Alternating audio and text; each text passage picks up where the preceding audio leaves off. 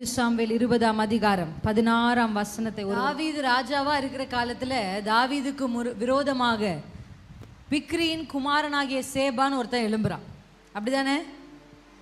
நான் ஒரு இதை படித்தேன், ஒரு கோட்டுன்னு சொல்லுவாங்கல்ல, ஒரு வார்த்தை சில சொல்லுவாங்க.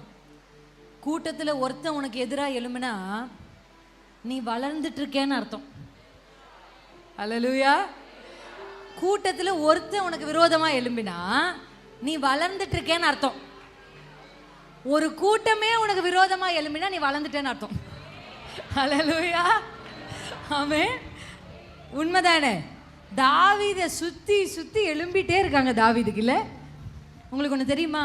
அபிஷேகம் ஆசீர்வாதத்தை மட்டும் அட்ராக்ட் பண்ணாது, சில அசுத்த கிரியைகளையும் அட்ராக்ட் பண்ணும். ஆமென். ஆமா, கர்த்தர் கொண்டு வந்து நம்மை கொண்டு அதை முடிப்பார். அதுக்காக தான் வர வைக்கிறார். கோலியாத்தை கர்த்தர் தான் அனுமதிச்சார், ஏன்னா கதையை முடிக்கணும்னு கர்த்தர் திட்டம் வைத்திருக்கிறார். அல்லேலூயா. ஆமா, எப்பவுமே நம்ம மேல இருக்கிற அபிஷேகம் ஒரு சிலருக்கு எரிச்சலா இருக்கும், ஒரு சிலருக்கு கோபமா இருக்கும். நீங்க பார்த்துருக்கிறீங்களா? நீங்க எல்லாம் அக்கா தங்கச்சிங்கள் அண்ணன் தம்பியா இருப்பீங்க. ஆனா என்னமோ தெரியாது, உங்க வீட்டில் இருக்கிறவங்களுக்கு உங்களை பார்த்தா மட்டும் கொஞ்சம் டென்ஷன் ஆகும். இருக்கு, அப்படி இருக்கா? இருக்கு. ஏன்? சில பேர் அவங்க பண்ற சேஷ்ட அந்த மாதிரி, அதனால அப்படி இருக்கும். ஆனால் ஒரு சில பேருக்குள்ள இருக்கிற அபிஷேகம் ஒரு சில பேருக்குள்ள இருக்கிற ஆவியை இரிட்டேட் பண்ணும். பார்த்துருக்கீங்களா? ஆமாம், தாவீது எதுவுமே செய்யலை.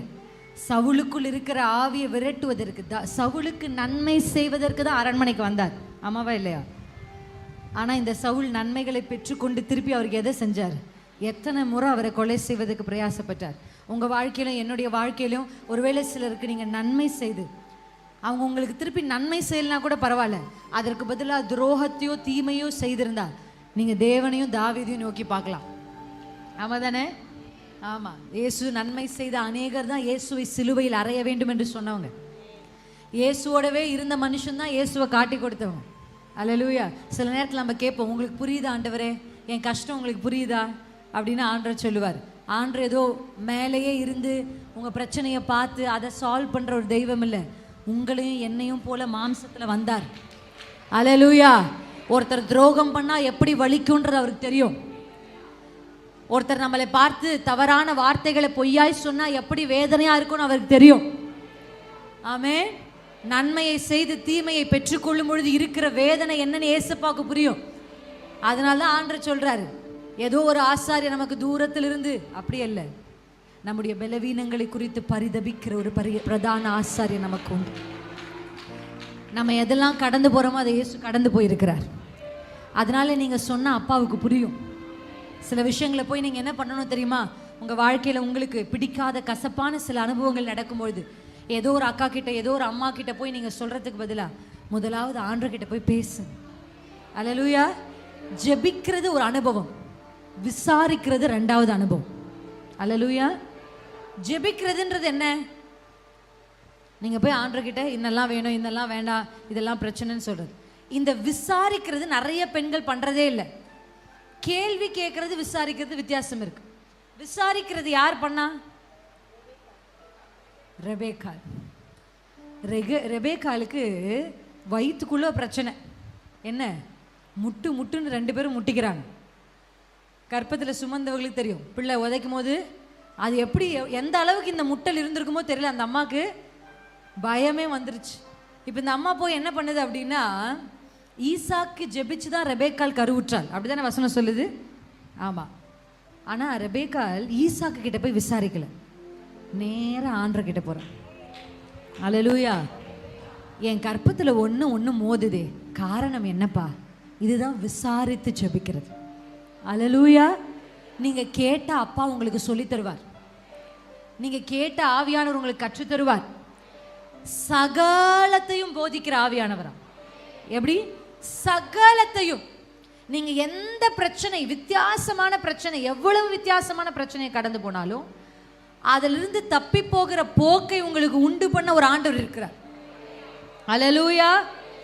அவரால் உங்களுக்கு நிச்சயமா ஒரு வழியை திறந்து காண்பிக்க முடியும். காரணத்தை எப்பொழுதுமே என்ன பண்ணணும் தெரியுமா? நம்ம யோசிச்சு பாருங்க, ஒரு மரம் வளருதுன்னா வெட்டுவோம், மறுபடியும் துளிர்த்து வளரும், வெட்டுவோம், மறுபடியும் வளரும். எத்தனை வருஷத்துக்கு வெட்டி வெட்டி வளருது? என்ன பண்ணுவாங்க கடைசியா? வேரோட மரத்தை. ஆமா தானே? அப்படிதான் ஆண்டுடைய சமூகத்தில் ஒரு பிரச்சனை வருது, அந்த பிரச்சனை முடியறதுக்குள்ள அடுத்த பிரச்சனை வருது. எத்தனை பேருடைய வாழ்க்கையில் ஒன்றை முடித்து நான் கீழே உட்கார்றேன், அப்பான்னு மூச்சு விடுறதுக்குள்ள இன்னொன்று வந்து நிற்கிது. பிள்ளை பிரச்சனையை முடிச்சு பிள்ளையை கொஞ்சம் செட்டில் பண்ண உடனே வேற ஒரு பிரச்சனை. சரி, வீட்டுக்குள்ள இருக்கிறவங்கெல்லாம் சமாளிச்சு முடிச்சா வெளியிலேருந்து பிரச்சனை. சரி, வீட்டில் தான் இவ்வளோ பிரச்சனை இருக்கே, வேலைக்காவது போய் ஒரு 8 மணி நேரம் நிம்மதியாக இருக்கலாம்னா அங்கேயும் ஒரு அம்மா நமக்கு விரோதமாக, அங்கே ஒரு ஐயா நமக்கு விரோதமாக எழும்பி நிற்கிறார், காரணமே இல்லாமல். இப்படி பிரச்சனைகளை மாற்றி பிரச்சனைகளை நீங்கள் சந்திக்கும் போது நீங்கள் செய்ய வேண்டிய ஒரே விஷயம் என்ன தெரியுமா? கர்த்தரிடத்தில் போய் விசாரிக்கணும். அப்பா, இதை நான் எப்படி ஏன் இந்த பிரச்சனை வந்துட்டே இருக்கு?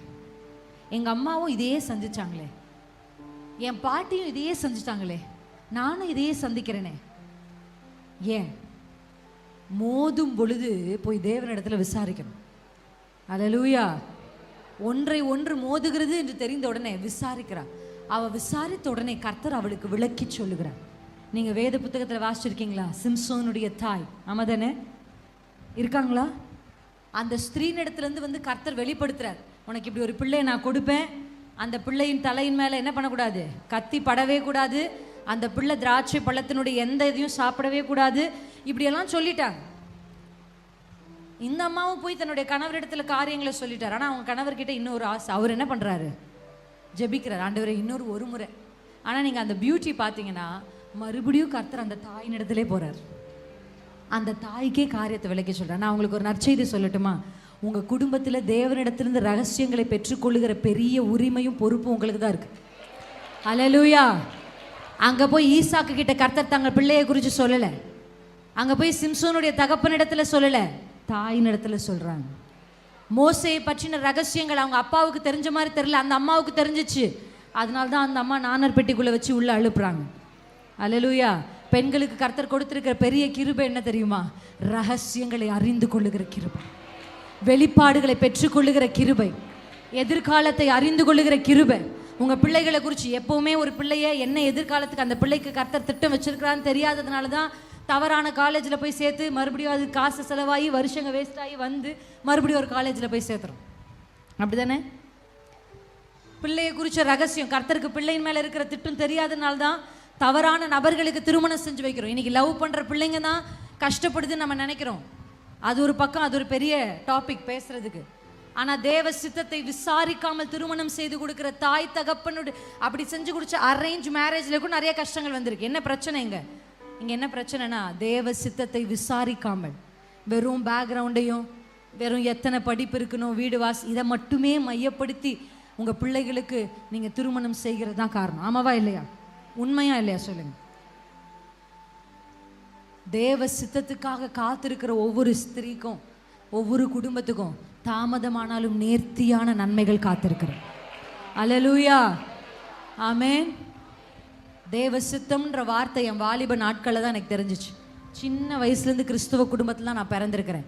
ஆனால் தேவ சித்தம்ன்ற வார்த்தையினுடைய வெளிச்சம் எனக்கு இல்லாமல் இருந்துச்சு.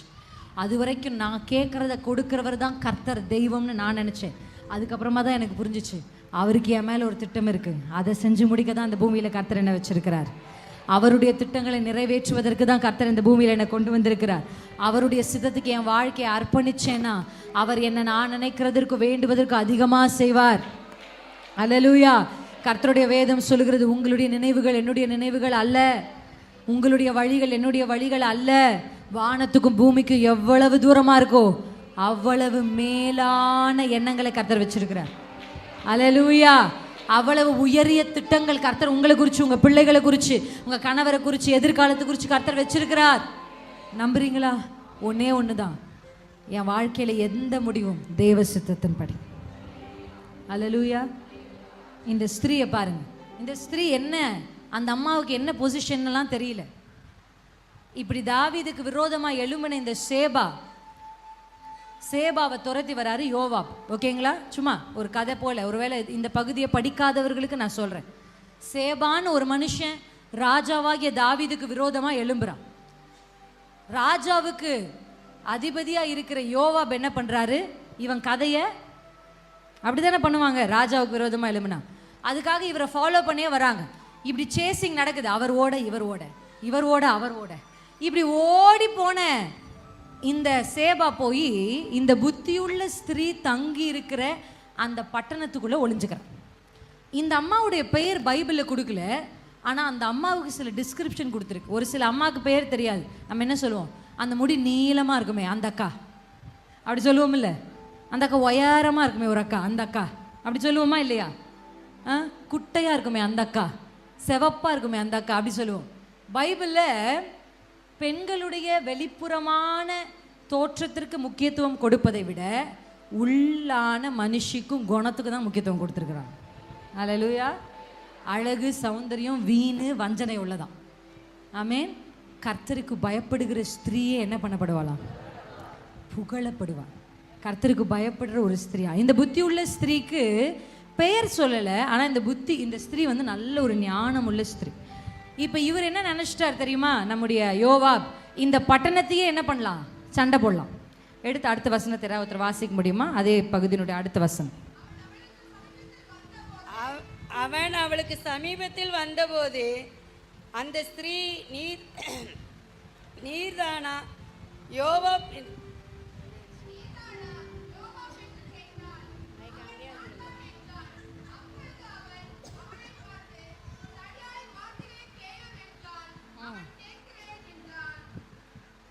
வாசிங்க சிஸ்டர்.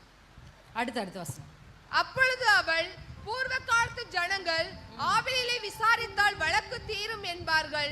இஸ்ரவேலிலே நான் சமாதானமும் உண்மை உள்ளவளுமாய் இருக்கையில் நீர் இஸ்ரவேலிலே தாயாய் பட்டணமாய் இருக்கிறதை நிர்மூலமாக்க பார்க்கிறீரோ? போதும் சிஸ்டர்.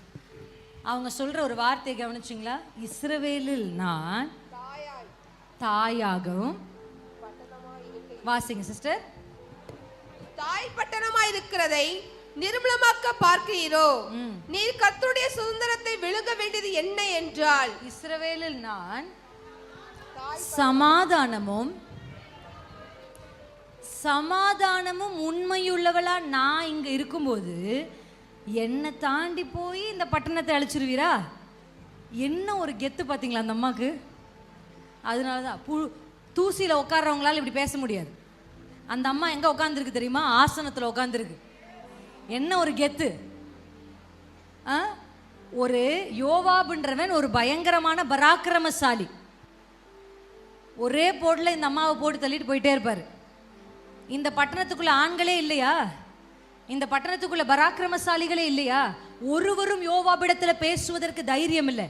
ஆனா இந்த ஸ்திரீ வந்து சொல்றா, நான் இங்க சமாதானமும் உண்மையுள்ளவளா நான் இருக்கும்போது என்னை தாண்டி தான் தம்பி நீ உள்ளவே போகணும். நீ எவ்வளோ பெரிய யோவாபனாயிரு, எவ்வளோ பெரிய பலசாலினாயிரு, எவ்வளோ பெரிய பராக்கிரமசாலினாயிரு, நான் இருக்கிற வரையிலும் என்னை தாண்டாமல் உன்னால் போய் தொடவே முடியாது. இவ எப்படிப்பட்ட ஸ்திரீ தெரியுமா? தன் ஸ்தானத்தில் அமர்ந்திருக்கிறவள். தன்னுடைய ஸ்தானத்தை அறிந்த ஸ்திரீ சத்துருவுக்கு பயப்பட மாட்டா, சத்துருவோடு சம்பாஷிப்பா. அல்லேலூயா. ஆமென். தன் ஸ்தானத்தை அறிந்த தாவீது, சவுல் போய் கோலியாத்துக்கிட்ட பேச்சுவார்த்தையே நடத்தலை, ஆனால் தாவீது போய் பேச்சுவார்த்தை நடத்துறாரு. பார்த்தீங்களா என்ன சொல்றாரு? அந்த கரடிக்கு செஞ்ச மாதிரி தான் உனக்கு செய்ய போறேன், அந்த சிங்கத்துக்கு செஞ்ச மாதிரி தான். சவால் பாட்டு அப்படி தானே இருக்கு. சாத்தானுக்கு சவால் விடும் சந்ததி நாங்க சேனைகளின், எனக்கு அந்த பாட்டு அடுத்த வரி தெரியல. சாத்தானுக்கு சவால் விடும் சந்ததி நாங்க சேனைகளின் சவால சமாளி சாத்தானே நீ ஏமாளி. சொல்லுங்க தைரியமா. சாத்தானே நீ ஏமாளி. சவால் சவால் சவால் சவால் சவால், சாத்தானுக்கு சவால் விடுவோம் சவால். ஹல்லேலூயா. யார் இந்த ஸ்திரீ? இவள் ஏன் தெரியுமா புத்தி உள்ளவள்? யார் புத்தி உள்ளவள் தெரியுமா? தன் ஸ்தானத்தை அறிந்தவளே புத்தி உள்ளவள். தான் எங்க உட்கார வச்சிருக்காரு கர்த்தர் என்று அறிந்தவளே. இவ வந்து தூசியில உட்கார்ற பெண்ணா இருந்தா என்ன பண்ணிருப்பா? ஓடி போயிருப்பா. யார் வந்தான்னா யார் அழிச்சான்னு நம்ம உயிரை காப்பாத்திப்போன்னு ஓடி இருப்பா. ஆனா இங்க அவ ஸ்தானத்துல அவள் கூப்பிட்டு, ஓ நீர்தான் யோவாபோ, நீ என்ன பெரிய ஆள் நினைச்சிட்டியோ, நான் இங்க இருக்கிறேன்ப்பா தம்பி அப்படின்னு சொன்ன. ஆமென். பிசாசு உங்க குடும்பத்துக்கு விரோதமா எழும்பி வந்து அதை அழிக்க எத்தனைக்கும் போது நான் இருக்கிறவரே அது நடக்காது. என்னோடு இருக்கிற கர்த்தர் பெரியவர். அல்லேலூயா. அப்படின்னு தைரியமா சாத்தானுக்கு சவால் விடுற ஒரு அபிஷேகத்தை கர்த்தர் இன்னைக்கு உங்க மேல ஊற்றுகிறார். இது வரைக்கும் நீங்க அதை பார்த்து பயந்து பயந்து பயந்து வாழ்ந்துட்டு இருக்கிறீங்க. கர்த்தர் இன்னைக்கு அந்த பயத்து நாவி எடுத்து போடுறார். பயத்து நாவிக்கு எதிர்மறையானது பலத்து நாவி. ஆமென். ஏதாவது ஒரு ஆவி தான் உள்ள இருக்க முடியும், ரெண்டு ஒண்ணா இருக்கிறதுக்கு வாய்ப்பே இல்லை. ஒன்று இடத்த காலி பண்ணாதான் அடுத்து நிரப்ப முடியும். ஒரு அம்மா பயந்தும் பலமாகவும் இருக்க முடியாது.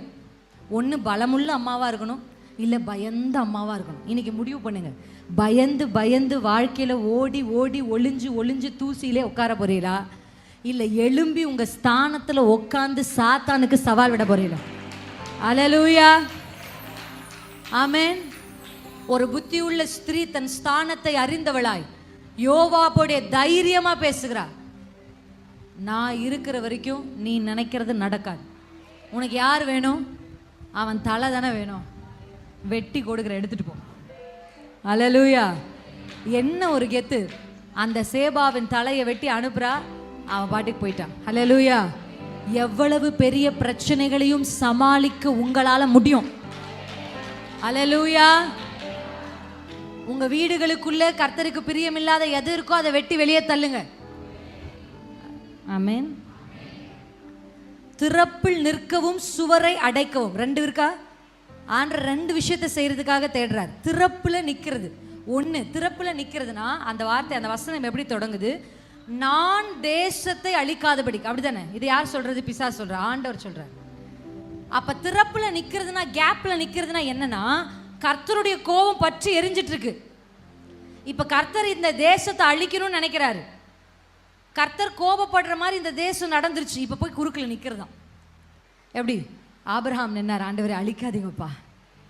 ஆமாதானே? மோசே நின்னார், அப்பா என் பேரை வேணா கிறுக்கி போட்டுருங்கப்பா. நின்னாரா? ஆரோனும் மோசேயும் ஆண்டவர் சொல்றார், நீங்க ரெண்டு பேரும் தள்ளி போங்க. இப்போ இங்கே ஆண்டருக்கு கோவம் அந்த நாட்கள் எப்படி வந்துச்சுன்னா, ஆரோனையும் மோசையும் பார்த்து கேட்டாங்க, நீங்கள் என்ன பெரிய ஆளா? நீர் தான் பெரிய ஆளுன்னு நினைக்கிறீரோ? அப்படி தானே சொல்லுவாங்க. இப்போ நம்ம கொஞ்சம் கெத்தாக பேசிட்டோன்னா, ஓ நீர் பெரிய ஆளோ அப்படின்னு சொல்லுவாங்கல்ல. இப்போ மோசைக்கும் ஆரோனுக்கும் அப்படி ஒரு கேள்வி, நீர் தான் பெரிய ஆளோ அப்படின்னு. உடனே கர்த்தருக்கு கோவம் வந்துருச்சு. ஆண்டவர் சொல்கிறார், மோசே ஆரோன் நீங்கள் தள்ளி போங்க, இவங்களை நான் என்ன பண்ணுறேன்? அழிக்க போகிறேன். உடனே வசனம் சொல்லுது, மோசே ஆரோன் முகம் குப்புற விழுந்து, அழிக்காதீங்கப்பா.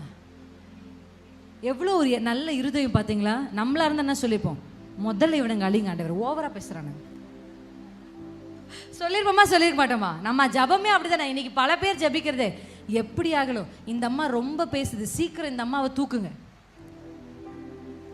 இந்த ஐயா ரொம்ப பேசுறாரு, இந்த ஐயாவை தூக்குங்க. ஒரு அம்மா எனக்கு மெசேஜ் அனுப்புவாங்க வாட்ஸ்அப்பில். அது எப்படி அந்த அம்மாவுக்கு என் நம்பர் கிடைச்சிச்சுன்னு எனக்கு தெரியல. கர்த்தருக்கு ஸ்தோத்திரம். அந்த அம்மாவுக்கு என் நம்பரும் கிடைச்சிச்சு, என் ஹஸ்பண்ட் நம்பரும் கிடைச்சிச்சு. தினமும் குறைந்தபட்சம் 5 மெசேஜாவது வரும். குறைந்தபட்சம் மேக்ஸிமம் 25 மெசேஜ் வரும் தினமும். ஆடியோவும் வரும், டெக்ஸ்டாகவும் வரும். ஆடியோனா இப்படி ரெக்கார்ட் பண்ணி அனுப்புவாங்க. அந்த ரெக்கார்டில் அப்படியே படபடப்பாக அந்த அம்மா பேசுவாங்க. என் குடும்பத்துக்கு விரோதமாக எழும்பி இருக்கிற ஜென்சி, அன்சி, இன்சி, புன்சி என்னென்னமோ பேர் சொல்லுவாங்க. இவெல்லாம் சீக்கிரம் சாகணும்னு ஜெபம் பண்ணு. இப்படியே அந்த அம்மா ஜபமே என்னது இதுதான். ஆனா இந்த மோசே ஆரோன்னு பாத்தீங்கன்னா, ஆண்டவரே இவனுங்க ரொம்ப பேசுறானுங்க, இவனுங்களை முதல்ல அழிங்க ஆண்டவரேன்னு சொல்லாமப்பா, அழிக்காதீங்கப்பா. ஃபர்ஸ்ட் திறப்புல நிக்கணும். சில விஷயங்கள் கர்த்தருடைய கோபத்தை நம்முடைய குடும்பத்துக்கு விரோதமாய் திருப்புகிறதா இருக்கும். சிலர் செய்த தவறுகள், சிலர் செய்த காரியங்கள் பார்த்துருக்கீங்களா? ஆண்டவர் கோபம்.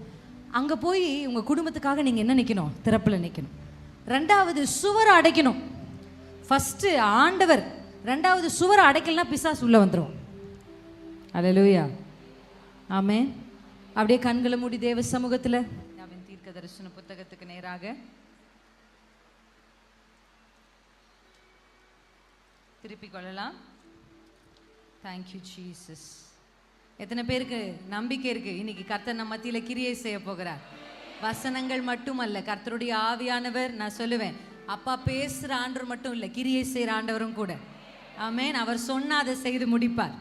இன்னைக்கு கர்த்தர் பேச போகிற ஒவ்வொரு வார்த்தையும் உங்களுடைய வாழ்க்கையின் அனுபவமாய் கர்த்தர் மாற்ற போகிறார். அல்லேலூயா. இது ஒரு தீர்க்க தரிசனமா, இதை ஒரு வாக்கு தத்தமா நீங்க எடுத்துக்கொள்ளும் பொழுது கர்த்தர் உங்கள் வாழ்க்கையில் கிரியை செய்ய ஆரம்பிப்பார். அல்லேலூயா. இந்த வேத புத்தகத்தை எப்பெல்லாம் நீங்க திறக்கிறீங்களோ 3 காரியங்களை இந்த வேதத்திலிருந்து நீங்கள் எடுத்துக்கொள்ளலாம். அல்லேலூயா. 3 காரியங்கள். முதலாவது, வேத புத்தகத்துல வாக்கு தத்தங்கள், ப்ராமிஸ் இருக்கு. எத்தனை இருக்கு? ப்ராமிஸ் இருக்கா? நமக்கு திரளான வாக்கு தத்தங்கள் வேத புத்தகத்தில் எழுதப்பட்டிருக்கு. எப்பெல்லாம் இந்த வேதத்தை திறக்கிறீங்களோ அப்பெல்லாம் கர்த்தர் உங்களுக்கு வாக்கு தத்தங்களின் வழியாக உங்களோட என்ன பண்ணுவாரு? இடைப்படுவார். இரண்டாவது, ப்ராஃபஸி, தீர்க்க தரிசனங்கள் வழியாக. ஆமென். அநேக தீர்க்க தரிசனங்கள் வேதத்தில் எழுதப்பட்ட 1000க்கு மேலாக தீர்க்க தரிசனங்கள் வேதத்தில் எழுதப்பட்டாலும் சில தீர்க்க தரிசனம் நிறைவேறிடுச்சு, சிலது நிறைவேறி கொண்டிருக்கு நம்ம வாழ்ற காலத்துல. ஒரு சில தீர்க்க தரிசனம் நிறைவேற போகிறது. அப்ப முதல்ல என்ன சொன்னேன்? வாக்குதத்தம். அல்லேலூயா. இரண்டாவது தீர்க்க தரிசனம், ப்ராஃபசிஸ். மூன்றாவது பிரின்சிபல்ஸ், நிபந்தனைகள், கட்டளைகள். என்ன செய்யணும், என்ன செய்யக்கூடாது, எதை செய்தால் ஆசீர்வாதம், எதை செய்தால் தேவனுடைய கோபம் வரும், எதற்கு கீழ்ப்படியணும், எதை கீழ்ப்படியக்கூடாது அப்படின்றதெல்லாம் என்ன பண்ணப்பட்டிருக்கு? எழுதியிருக்கு. 3 வார்த்தை கற்றுக்கொண்டீங்களா? வேத புத்தகம் முழுசும் நீங்க எந்த வசனத்தை திருப்பினாலும் இந்த 3 பட்டியலுக்கு கீழே தான் வரும். என்னது? முதலாவது வாக்கு தத்தங்கள், இரண்டாவது தீர்க்க தரிசனங்கள், மூன்றாவது கட்டளைகள், ப்ராஃபசிஸ், பிரின்சிபல்ஸ். அதே போல ஓகே, இந்த 3ஐயும் நீங்க வாசிக்கும் பொழுது இந்த 3 வழியாகவும் கர்த்தர் உங்களோட என்ன பண்ணுவாரு? பேசுவார். கர்த்தர் இடைப்பட வேத புத்தகம் முழுவதுமே கேட்கிறவர்களாய் மாத்திரமல்ல, அதன்படி. ஆமென். எப்பொழுது கேட்கிற வார்த்தை நம்முடைய வாழ்க்கையாய் மாறுதோ அப்ப ஆசீர்வாதங்களும் நன்மைகளும் தாராளமாய் நமக்கு பின்பாக என்ன பண்ணும்? கடந்து வரும். ஆமென். அதற்காக நீங்க போராட வேண்டிய அவசியமே இல்லை. கர்த்தர் இன்றைக்கு நம் நடுவில் எழுந்த ஏசாயாவின் தீர்க்க தரிசன புத்தகம் 62ஆம் அதிகாரத்துக்கு நேராக நம்ம எல்லாருக்கும் நன்றாய் தெரிந்த 62க்கு முன்னாடி நம்ம 52 வாசிச்சிரும். ஹல்லேலூயா. 52 2ஆம் வசனம். 52 2ஆம் வசனம். எழுந்திரு, வீற்றிரு, உன் கழுத்தில் உள்ள கட்டுகளை அவிழ்த்து விடு. ஹல்லேலூயா. ஆண்டவர் ஒரு 3 நிலையான வார்த்தைகளை, 3 steps of word இன்னைக்கு என்கிட்ட கொடுத்துருக்கிறார். ஆமென். இந்த 3ம் உங்களுடைய வாழ்க்கையில கர்த்தர் இன்றைக்கு செய்ய போகிற கிரியைகள். ஹல்லேலூயா. ஆமென். எத்தனை பேர் சோர்ந்து போயிட்டீங்க? நீங்க இப்பதான் வந்தீங்க 11:30 மணிக்கு, நாங்க காலையிலே வந்துட்டோம் அப்படின்னு டயர்டா இருக்கீங்களா? இல்ல, உற்சாகமா இருக்கீங்களா கர்த்தருடைய வார்த்தையை கேட்க? அல்லேலூயா. ஃபர்ஸ்ட் ஆண்டவர் எனக்கு காண்பித்த ஒரு வார்த்தை என்ன அப்படின்னா, உன் தூசியை உதறிவிட்டு எழுந்துரு. அல்லேலூயா. இன்னைக்கு ஆண்டவர் நம் நடுவில் வந்திருக்கிறார். வந்து என்ன செய்ய வந்திருக்கிறார் தெரியுமா? உங்களை கையை பிடிச்சி தூக்க வந்திருக்கிறார். அல்லேலூயா. இப்படியே இந்த தூசியிலே உட்கார்ந்து அழுது புலம்பி உங்க ஆயுட்காலத்தை நீங்க வீணாக்குகிறத கர்த்தர் விரும்பல. உண்மையா? அல்லேலூயா. இந்த தூசியிலே கிடந்து, நிறைய பேர் சொல்லுவாங்க, இந்த அடுப்படியிலேயே கிடந்து என் வாழ்க்கை போயிடும் போல இருக்கு. பெண்களுக்கு இருக்க பெரிய பிரச்சனையே வாழ்நாளெல்லாம் அடுப்படியிலே போயிருமோ அப்படின்ற ஒரு பயம்தான். ஆமாம், இன்னைக்கு நமக்கு நல்ல ஆவிக்குரிய ஆகாரத்தோடு சரீர பிரகாரமான ஆகாரமும் இருக்குன்னு நினைக்கிறேன். ஆமென். ஆமாம், இன்னைக்கு கிச்சனுக்கு லீவ் விட்டு சந்தோஷமாக ஒரு பெண்கள் கூட்டம்னாலே எனக்கு ரொம்ப சந்தோஷமாக இருக்கும். எத்தனை பேருக்கு பெண்கள் கூட்டம்னா சந்தோஷமாக இருக்கும்? ஆமாம், நம்மளை விசேஷப்படுத்தி நமக்குன்னு எல்லாவற்றையும் அவங்க ஒருத்தர் செய்யும் போது நமக்கு எவ்வளோ சந்தோஷமாக இருக்கும். ஏன்னா வீட்டிலேயே ரொம்ப விசேஷப்படுத்தப்படாதவர்கள் பெண்கள் தான். ஆமாம், நம்ம தான் மற்றவங்களை என்ன பண்ணிகிட்டே இருப்போம்? கேர் பண்ணிகிட்டே இருப்போம். யாராவது நம்மளை வந்து கேர் பண்ணும்போது நமக்கு ஒரு சந்தோஷம் நிச்சயமாக இருக்க தான் செய்யுது. நமக்கு ஒரு அம்மா இருக்கும் பொழுது, அம்மா வாழ்ந்த காலத்தில் நமக்கு கொஞ்சம் கேர் கிடச்சிருக்கும். ஒருவேளை நம்ம அம்மா இல்லாமல் போயிட்டாங்கன்னா அதுக்கப்புறம் நமக்கு அந்த கேரே என்ன பண்ணாது, திருப்பி கிடைக்காது. உண்மை தானே? அதுக்கப்புறம் அந்த ஒரு அக்கறையும் கரிசனையும் மற்றவர்களுக்கு நமக்கு என்ன பண்ணுறதில்ல, கிடைக்கிறதில்ல. ஆனால் கர்த்தர், அதான் கர்த்தருடைய வேதம் சொல்கிறது, அவர் உங்களை விசாரிக்கிறவர் ஆனபடியால் உங்கள் கவலைகளை எல்லாம் அவர் மேல் வைத்து விடுங்க. அல்லேலூயா. அது ஆங்கிலத்தில் எப்படி இருக்குன்னா, for he CARES for you. உங்களுக்காக அக்கறை கொண்டிருக்கிற ஒரு கர்த்தர் இருக்கிறார். அல்லேலூயா. ஒருவேளை உங்கள் தாய் தகப்பனோ உங்கள் கணவரோ உங்கள் பிள்ளைகளோ உங்கள் மேல் அக்கறை இல்லாதவர்களாக இருப்பது போல நீங்கள் ஒருவேளை உணர்ந்தீங்கன்னா, இன்னைக்கு ஆண்டவர் உங்களுக்கு சொல்கிறார், அவர் உங்கள் மேலே ரொம்ப அக்கறையாக இருக்கிறார். அல்லேலூயா. உங்கள் சரீரத்தின் மேலே அவர் அக்கறை உள்ளவராக இருக்கிறார். உங்கள் ஆத்துமாவின் மேலே அவர் ஒரு அக்கறை உள்ளவராக இருக்கிறார்.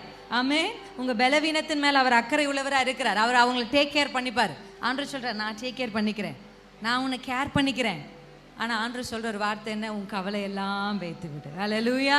இன்னைக்கு எத்தனை பேர் நான் வந்த வண்ணமா போக மாட்டேன், இன்னைக்கு கவலைன்ற ஒரு மூட்டையை சுமந்து கொண்டு நீங்க வந்தீங்கன்னா இங்க இறக்கி வச்சுட்டு போயிருங்க. அல்லேலூயா. இன்றைக்கு நீங்க வைக்கிறத மறுபடியும் நீங்க சுமக்க வேண்டிய அவசியமே இல்லை. உங்களுக்காகவும் எனக்காகவும் கிறிஸ்து இயேசு சிலுவையில் சகலத்தையும் சுமந்து தீர்த்திருக்கிறார். அல்லேலூயா. கர்த்தர் முதலாவது நம்மளை எழும்ப சொல்றார். இன்னைக்கு பெண்களாகிய நம்ம பாஸ்டர் அம்மா ஜெபிக்கும் போது அழகா ஒரு வார்த்தையை சொல்லி ஜெபிச்சாங்க. என்ன சொன்னாங்க? தெபோரால் சொல்லுகிற ஒரு வார்த்தை, நான் எழும்பும் அளவும். ஆமென். நான் எழும்பும் அளவும் பட்டணங்கள் பாழாய் கிடந்தன. அப்புறம் அந்த அம்மா அப்படியே கண்டினியூ பண்றாங்க, நான் தாயா எழும்பும் அளவும். அல்லேலூயா. நான் ஒரு புருஷனா எழும்பும் அளவும், நான் யுத்தம் செய்கிற யுத்த வீராங்கனையா எழும்பும் அளவும் அப்படியெல்லாம் அந்த அம்மா சொல்லலை. அவங்களுக்கு தெரியும் அவங்க ஸ்தானம் என்ன. பெண்கள் எப்பொழுது தன்னுடைய ஸ்தானம் என்னன்னு புரிஞ்சுக்கிறாங்களோ அப்பவே பெண்கள் ஜெயிக்க ஆரம்பிச்சிருவாங்க. அல்லேலூயா. ஆமென். ஆமென். ஆமா, ஆண்களோடு போட்டி போடுவதற்கு கர்த்தர் பெண்களை என்ன பண்ணல. ஆமா, நம்மளும் அவங்களும் காம்பீட் பண்றதுக்கு இன்னைக்கு இப்படிதான் உலகம். பெண்களையும் ஆண்களையும் என்ன பண்ணிட்டு இருக்கு? காம்பீட் பண்ணல, காம்ப்ளிமெண்ட் பண்றதுக்கு கர்த்தர் நம்மளை உருவாக்கி இருக்கிறார். அல்லேலூயா. அவங்களோட போட்டி போடல, அவர்களோடு இருந்து காரியங்களை செய்கிறது. தெபோராளுக்கு ஒரு தெளிவு இருந்துச்சு. என்ன தெரியுமா? நான் எழும்புற வரைக்கும் பட்டணங்கள் பாழா தான் கிடக்கும். அல்லேலூயா. இன்னைக்கு நான் உங்களுக்கு ஒரு செய்தி சொல்ல போறேன். நீங்க எழும்புற வரைக்கும் உங்க குடும்பம் இப்படிதான் இருக்கும். என் புருஷன் வேலைக்கு போயிட்டா பிரச்சனை மாறிடும்னு நினைக்கிறீங்கல்ல, என் பிள்ளை இந்த மாதிரி ஆயிட்டா ஒரு பிரச்சனை மாறிடும்னு நினைக்கிறீங்களா? ஆண்டவர் சொல்றார், உன்னை சுற்றி இருக்கிற யாரையும் நீ கை காண்பிக்க வேண்டாம். நீ எழும்பினால், நீங்க எழும்பினால், நீங்க ஒருத்தர் உங்க குடும்பத்துக்கு ஒருத்தர் எழும்பினா போதும். அல்லேலூயா. பாழாக்கப்பட்ட சகலவற்றையும் கர்த்தரால் மறுபடியும் என்ன பண்ண முடியும்? பயிர் நிலமாய் மாற்ற முடியும். தெளிவு என்ன தெபோராளுக்குள்ள தெரியுமா? நான் வேற யாருடைய ஸ்தானத்தையும் திருடி எழல, நான் தாயா எழும்புறேன். தாய்னா என்ன? பொறுப்புள்ளவளாய். ஆமென். அல்லேலூயா.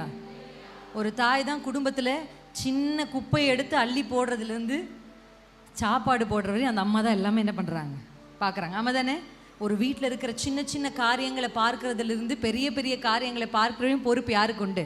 தாய்க்கு உண்டு. அப்படிதான் இந்த குடும்பத்துல எப்படி இருக்கோ அதே போல அவ சொல்றா, தாயா நான் எழும்பும் வரைக்கும் இந்த பட்டணங்கள் பாழாய் கிட. கர்த்தர் இன்றைக்கு உங்களை எழும்ப நினைக்கிறார். அநேக ஸ்திரீகள் தூசியில் அமர்ந்திருப்பதை பரிசுத்த ஆவியானவர் எனக்கு நினைப்பூட்டி காண்பித்தார். அல்லேலூயா.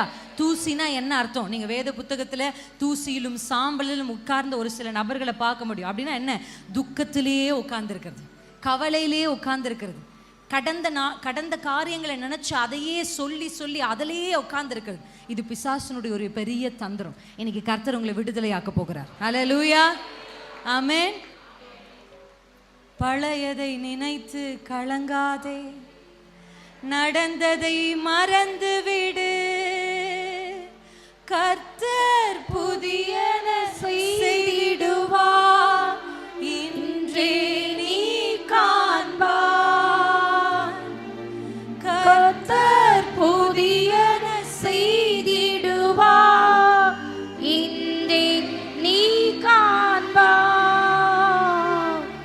இன்றே நீ காண்பாய். கைகளை இப்படி அசைச்சு சொல்லுங்களேன். கலங்கிடவே வேண்டாம், கலங்கிடவே வேண்டாம், கலங்கிடவே வேண்டாம், கலங்கிடவே வேண்டாம். நம் இயேசு கைவிட மாட்டார், நம் இயேசு கைவிட மாட்டார். கைகளை தட்டி பாடலாமா? உங்கள் துக்கம் சந்தோஷமாய் மாறும், உங்கள் கவலைகள் கண்ணீர் எல்லாம் மறைந்து விடும். உங்கள் துக்கம் சந்தோஷமாய் மாறும், உங்கள் கவலைகள் கண்ணீர் எல்லாம் மறைந்து விடும். தேங்க்யூ. ஹல்லேலூயா. கர்த்தருடைய வேதம் சொல்லுகிறது, இந்த பழையவைகளை நினைத்து கவலைப்பட்டு வேதனைப்பட்டு அந்த துக்கத்திலேயே உங்களை அமிழ்த்து விட வேண்டும் என்பது பிசாசனுடைய நோக்கம். ஆமென். நான் நிறைய இடத்துல சொல்லியிருக்கிறேன், ஒரு விஷயத்தை விட்டுட்டு அடுத்த விஷயம், அடுத்த காரியம் கவலைப்படுறதுக்கு பிசாசு நமக்கு முன்னாடி நிறைய காரியங்களை நினைப்பூட்டி காண்பிப்பான். ஆமா தானே? தேவனை ஆராதிக்கணும், நீங்க வந்து கர்த்தரை விடுதலையே ஆராதிச்சா கூட அவரை ஆராதிக்க விடாதபடி பிரச்சனைகள் நம்ம கண்களுக்கு முன்பாக வந்து நிற்குது. எத்தனை பேர் உணர்ந்து இருக்கிறீங்க?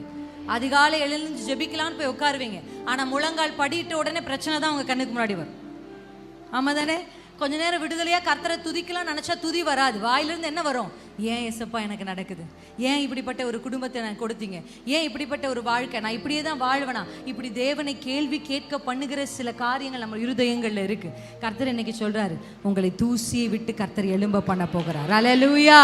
நீ தூசியை உதறி விட்டு எழும்பு. நீங்க எழும்புனா தான் உங்க வீட்டில் இருக்கிற பல பல பிரச்சனைகளுக்கான தீர்வை கர்த்தர் கொடுக்க போகிறார். அல்லேலூயா. அன்றைக்கு ஒரு தேசத்துக்கே கர்த்தர் ஒரு பெண்ணை பயன்படுத்த முடியும்னா, அந்த தேசத்தினுடைய பிரச்சனை எத்தனை வருஷம் இருந்தது தெரியுமா? தெபோராள் வாழ்ந்த காலத்துல கிட்டத்தட்ட 20 வருஷம் அவர்கள் கஷ்டப்பட்டாங்க. எத்தனை வருஷம்? 20 வருஷம். 20 வருஷம் கஷ்டப்பட்ட அந்த ஜனங்களுக்கு நடுவுல கர்த்தர் இந்த தெபோராளை எழுப்பின உடனே என்ன நடந்தது தெரியுமா? கர்த்தருடைய வேதம் அந்த அதிகாரத்தினுடைய கடைசி வசனத்துல சொல்லுது, 40 வருஷம் தேசம் அமைதலாயிருந்தது. அல்லேலூயா. நீங்க எழும்பிட்டீங்கன்னு வச்சுக்கோங்களேன், உங்க குடும்பத்துக்கு ரெட்டிப்பான நன்மைகளை உங்களால கொண்டு வரணும். 20 வருஷம் தான் பிரச்சனை, ஆனா ஒரு ஸ்திரீ எழும்புனா 40 வருஷம் அமெரிக்கை. அல்லேலூயா. ஆமென். ரெட்டிப்பான நன்மை வேணும்னு ஆசைப்படுறீங்கல்ல, ஆண்டவரே எனக்கு ரெட்டிப்பா கொடுங்க, யாக்கோபை போல நான் வெறுங்கையா நிக்கிறேன், எனக்கு 2 மடங்கு ஆசீர்வாதம் வேணும். உங்களுக்கு ஆசை இருக்குல்ல, அப்ப ஆண்டவர் உங்ககிட்ட கேட்கிற ஒரே விஷயம் தான், நீ எழும்பினா ரெட்டிப்பான நன்மை வரும். அல்லேலூயா. நீ எழும்பினா 2 மடங்கு பலனை உங்களுடைய வாழ்க்கையில் அனுபவிக்க முடியும். எத்தனை வருஷம் இந்த வியாதியை உங்க சரீரத்துல சுமந்துட்டு இருக்கீங்கன்னு தெரியல, எத்தனை வருஷம் இந்த பிரச்சனைகள் வழியா கடந்து போய் கொண்டிருக்கீங்கன்னு தெரியல, ஆனா அவைகள் எல்லாவற்றுக்கும் மேலான நன்மையான நாட்களை கர்த்தர் உங்களுக்கு முன் குறித்திருக்கிறார். அல்லேலூயா. நம்புறீங்களா? ஒரு தெபோராள் எழும்பினா 40 வருஷம் அமெரிக்கை வரும்னா, இந்த தூத்துக்குடி மாவட்டத்துல இத்தனை பெண்கள் எழும்பினா எத்தனை வருடத்து சமாதானத்தை, ஆரோக்கியத்தை, சுகத்தை, விடுதலை உங்களால பெற்றுக்கொள்ள முடியும். அல்லேலூயா. ஆமென். இன்னைக்கு எழும்ப போகிற இந்த ஒரு சில பெண்கள் எனக்கு எப்பவுமே நல்லா தெரியும். கர்த்தருடைய வார்த்தையை கேட்கும்போது 100 பேர் கேட்டா 100 பேர்ல 80 பேர் தான் தெளிவா கேட்டுட்டு இருப்பாங்க. 80 பேர்ல 60 பேருக்கு தான் புரிஞ்சிருக்கும். 60 பேர்ல 40 பேர் தான் வீட்டுக்கு போய் யோசிப்பாங்க. 40 பேர்ல 20 பேர் தான் கீழ்ப்படிவாங்க. அல்லேலூயா. அப்படியே போயிட்டே இருக்கும், குறைஞ்சிக்கிட்டே இருக்கும். ஆனா இன்றைக்கு இயேசுவின் நாமத்துல வந்த ஒவ்வொருடைய வாழ்க்கையிலும் கர்த்தர் கிரியை செய்வாரா? ஆமென். தூசியை உதறி எழும்பு. அந்த துக்கத்தை சத்துரு உங்களுக்கு முன்பாக கொண்டு வந்து, கடந்த கால நினைவுகளை கொண்டு வந்து, பிரச்சனைகளையே உங்களுக்கு முன்னாடி கொண்டு வந்து, உங்கள் வாழ்க்கையின் கசப்பான அனுபவங்களை, உங்களை தூஷித்த அந்த நபரை கொண்டு வந்து நிறுத்தி, இதையே சொல்லி உங்க வாழ்க்கையில உங்க ஜெப நேரம் முழுவதும் இதற்கே எடுக்கப்பட்டிருக்குன்னா, கர்த்தர் இன்னைக்கு சொல்றார், நீங்க எழும்பித்தான் ஆகணும். அல்லேலூயா. இந்த தூசியை நீங்க உதறலனா, அது அடுத்த வார்த்தை என்ன இருக்கு பாத்தீங்களா? அந்த வசனத்துல அடுத்த வார்த்தை வாசிக்கலாமா? இன்னொரு தடவை அந்த வசனத்தை. இல்ல, அதே வசனத்தை ஒரு தடவை வாசிப்போம். தூசியை உதறிவிட்டு எழுந்திரு, எருசலேமே வீற்றிரு, எருசலேமே வீற்றிரு. அல்லேலூயா. இப்போ உங்களுக்கு என்ன நல்லா பாருங்க, இப்போ பைபிளை பார்க்க வேண்டாம். இப்போ நினச்சிப்போம், இங்கே ஒரு அம்மா தூசியில் உட்காந்துருக்காங்கன்னு வச்சுக்கோங்க. அப்படி நினச்சிப்போமா? கற்பனை பண்ணிப்போமா? ஓகே. இப்போ இந்த அம்மா தூசியில் உட்காந்துருக்குறாங்க. இப்போ ஆண்டவர் என்ன சொல்கிறாரு? நீ எழுந்துருன்னு சொல்லிட்டாரா? தூசியை உதறிட்டு. இப்போ அவங்க தூசியை உதறிட்டு எழும்பிட்டாங்க. எழும்பின உடனே ஆண்டவர் சொல்றது வீற்றுன்னா என்ன அர்த்தம்? நம்ம கூட பாடுவோம்ல, பாட்டு பாடுவோம்ல, சிங்காசனத்தில் வீற்றிருக்கும் ராஜாவை ஆராதிப்பே. அப்படின்னா என்ன அர்த்தம்? சிங்காசனத்தில் வீற்றிருன்னா என்ன அர்த்தம்? வீற்றிருன்னா உட்கார்ந்து இருக்கிற. அல்லேலூயா. ஆங்கிலத்துல நிறைய டிரான்ஸ்லேஷன் இருக்கு. அதுல ஒரு டிரான்ஸ்லேஷன் நான் படிச்சேன். அங்க எப்படி சொல்லுதுன்னா, சிட் ஆன் யுவர் ஹானரபிள் சேர். உங்களுக்கு ஆண்டவர் ஒரு சேர் போட்டிருக்கிறார். அல்லேலூயா. இன்னைக்கு கர்த்தர் என்ன, நாங்கள் 4 மணி நேரம் பிரயாணப்பட்டு இங்கே வந்திருக்கிறோம். வர 4 மணி நேரம், போக 4-4:30 அப்படி வந்திருக்கிறோம். கர்த்தர் எதுக்காக கொண்டு வந்திருக்கிறாரு? இப்படி கர்ப்பத்தில் பிள்ளைய சுமந்து 8 மாதம் எனக்கு. கர்த்தருக்கு ஸ்தோத்திரம். ஆமென். நீங்கள் நிறைய பேர் எனக்காக ஜெபித்து கொண்டிருக்கீங்க, அதுக்காக நன்றி. கர்த்தர் உங்களை ஆசீர்வதிப்பாராக. இந்த பலவீனத்தோடு கர்த்தர் இங்க கொண்டு வந்திருக்கிறார். ஆமென். ஒரு நோக்கம் இல்லாம இருக்குமா? ஆமென். உங்களை எழுப்பிட்டு ஆண்டவர் அப்படியே விடுற தேவன் அல்ல, உங்களுக்கு ஒரு ஸ்தானத்தை வச்சிருக்கிறார். நீ வீற்றிரு, சொல்லுங்களேன், வீற்றிரு. எனக்கு ஒரு ஸ்தானம், எனக்கு ஒரு சேர், எனக்கு ஒரு பொசிஷன், எனக்குன்னு ஒரு இடத்தை கர்த்தர் வச்சிருக்கிறார். தூசி உங்க இடம் இல்லை, புலம்பல் உங்க இடம் இல்லை. ஆமென், அல்லேலூயா. சாம்பல் உங்க இடம் இல்லை. அங்க உட்காரத்துக்கு கர்த்தர் உங்களை அபிஷேகிக்கல, அங்க உட்கார கர்த்தர் உங்களை அழைக்கல, அங்க உட்காருவதற்காக இயேசு உங்களுக்கு ரட்சிப்பை கொடுக்கல. அல்லேலூயா. உங்களுக்கு என்று கர்த்தர் ஒரு ஸ்தானத்தை வைத்திருக்கிறார். ஆமென். அந்த ஸ்தானத்துல அமரும்படி கர்த்தர் இன்றைக்கு உங்களை எழுப்பி விடுகிறார். அல்லேலூயா. நீ வீற்றிரு, நீ வீற்றிரு. அந்த தூசி உன்னுடைய இடம் இல்லம்மா. அதற்காக கர்த்தர் நம்மை அழைக்கவே இல்லை. ஆமென். ஆமா, இயேசுவை அறிவதற்கு முன்பாக, தேவனுடைய அபிஷேகத்தை பெற்றுக்கொள்வதற்கு முன்பாக ஒரு பிரச்சனை உங்களை என்ன பண்ணிரும்? தூசியில உட்கார வைக்கும். ஆனா தேவனை அறிந்து அபிஷேகம் பெற்றதுக்கு அப்புறம் நீங்க மறுபடியும் போய் தூசியில உட்கார மாட்டீங்க, உங்க ஸ்தானத்துல போய் உட்காருவீங்க. அல்லேலூயா. தெபோராளுடைய ஸ்தானம் என்ன? தீர்க்கதரிசி. அந்த தீர்க்கதரிசின்ற ஸ்தானத்துல அந்த அம்மா எழும்புனாங்க பாருங்க, அப்பதான் ஒரு பெரிய மாற்றம் கிடைத்தது. எஸ்தருடைய ஸ்தானம் என்ன? எஸ்தர் ஒருவேளை அடிமை பெண்ணா வந்திருக்கலாம், ஆனா இப்ப எஸ்தர் அடிமை இல்லை, ராஜாத்தி. ஆமென். உங்க வலது கையை வச்சு சொல்லுங்க, நான் ராஜாத்தி. ஆமென். ராஜா கிட்ட போய் பேசுற எல்லா உரிமையும் உங்களுக்கு உண்டு. அல்லேலூயா. நீங்க பேசினா ராஜா உங்களுக்கு பாதி தருவாரு, 127 நாடுகள்ல. அல்லேலூயா. இன்னைக்கு நம்ம ராஜா கிட்ட பேசுறது இல்ல, பிரச்சனை கிட்டே தான் பேசிட்டு இருக்கோம். ஆமென். அல்லேலூயா. கர்த்தர் உங்களை எழுப்பி விட்டு உங்க ஸ்தானத்துல கர்த்தர் உங்களை உட்கார சொல்றார். ஆமென். இயேசுவின் நாமத்தில் இன்னைக்கு நான் எதை விசுவாசிக்கிறேன் தெரியுமா? இங்கிருந்து புறப்படுவதற்குள்ளாக உங்கள அநேகருக்குள்ள அந்த தீர்க்க தரிசன அபிஷேகம் இறங்கும். அல்லேலூயா. தீர்க்க தரிசன வரங்களை நாடுங்கள்னு பவுல் சொல்றார். ஏன்னா அது ரொம்ப முக்கியம். ஒரு தீர்க்க தரிசிக்கு காது ஷார்ப்பா இருக்கும்.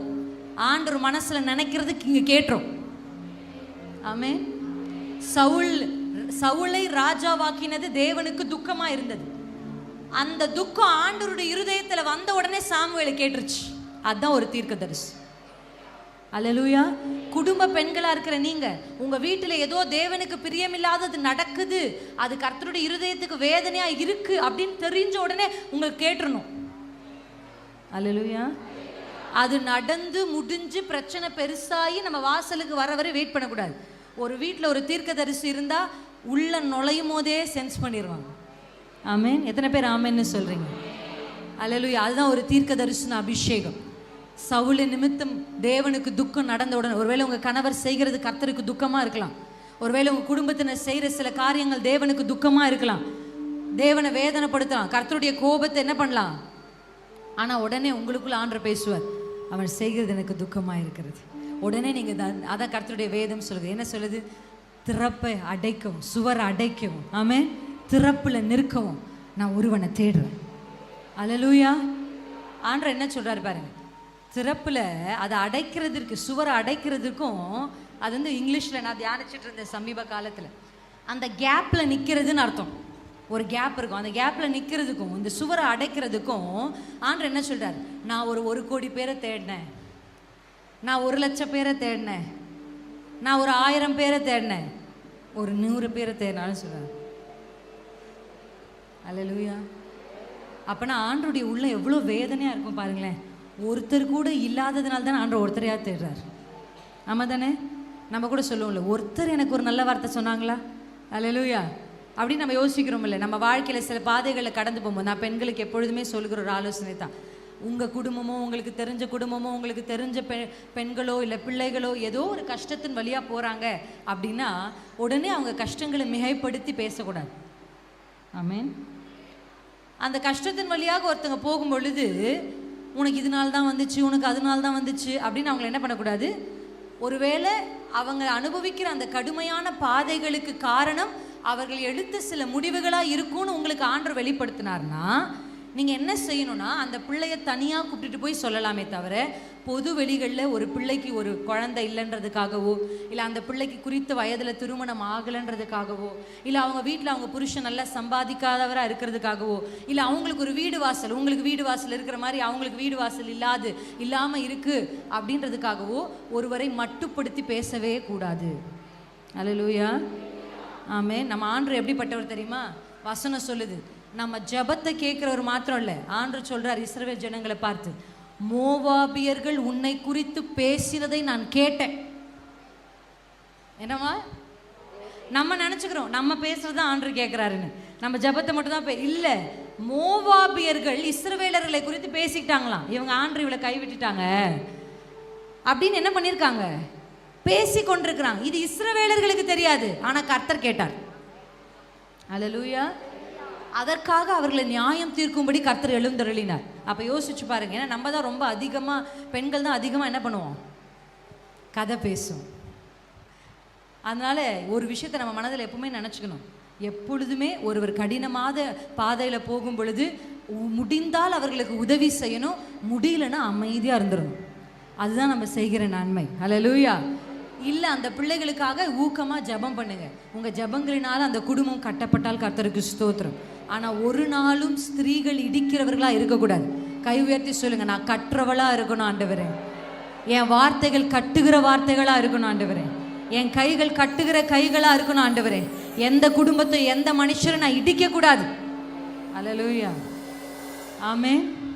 கர்த்தர் நமக்கு வைத்திருக்கிற ஸ்தானம் இன்னதுன்னு நமக்கு தெரிய ஆரம்பிச்சாலே, கர்த்தர் நமக்குள்ள வைத்திருக்கிற அபிஷேகத்தினுடைய அளவு இன்னதுன்னு தெரிய ஆரம்பிச்சாலே, நம்முடைய வாழ்க்கையில் நம்ம சுலபமாக ஜெயிச்சிடலாம். ஆமென், ஆமென். நான் தூசியில் உட்கார அழைக்கப்படலை. கர்த்தர் எனக்கென்று ஒரு ஸ்தானத்தை வைத்திருக்கிறார். கர்த்தர் எழுப்பி என்ன சொல்றார்? இப்போ கீழே உட்கார்ந்து இருக்கிறவங்கள எழுப்பி இந்த சேர் மேலே, அதுதான் கர்த்தர் இன்னைக்கு உங்களுக்கு ஃபர்ஸ்ட் பண்ணுறது. அல்லேலூயா. உங்கள் மேலே ஒரு அபிஷேகம் இருக்குது. ஆமென். நீங்கள் உங்களை தெல்லு பூச்சின்னு சொன்னால் கூட கர்த்தர் உங்களை தெல்லு பூச்சியாக பார்க்கல. ஆமென். நீங்கள் உங்களை புழுன்னு சொன்னால் கூட கர்த்தர் உங்களை புழுவாக பார்க்கல. இதே ஏசாயா தீர்க்க தரிசன புத்தகத்தில் நான் ஒரு மெசேஜ் எடுத்திருக்கிறேன். வசனம் சொல்லுகிறது இல்லை, யாக்கோபு என்னும் சிறு பூச்சியே, அப்படிதானே இருக்கு? யாக்கோபு என்னும் சிறு பூச்சியே, சிறு கூட்டமே பயப்படாது அப்படின்னு ஆண்டவர் ஃபர்ஸ்ட் ஆரம்பிக்கிறார். ஆனால் ஆரம்பித்த கர்த்தர் நீ சிறு பூச்சியாகவே இரு, சிறு கூட்டமாகவே இருன்னு சொல்லலை. அடுத்து ஆண்டவர் சொல்கிறார், நான் உன் வலது கையை பிடித்து நான் உனக்கு துணை செய்கிறேன். அல்லேலூயா, ஆமென்.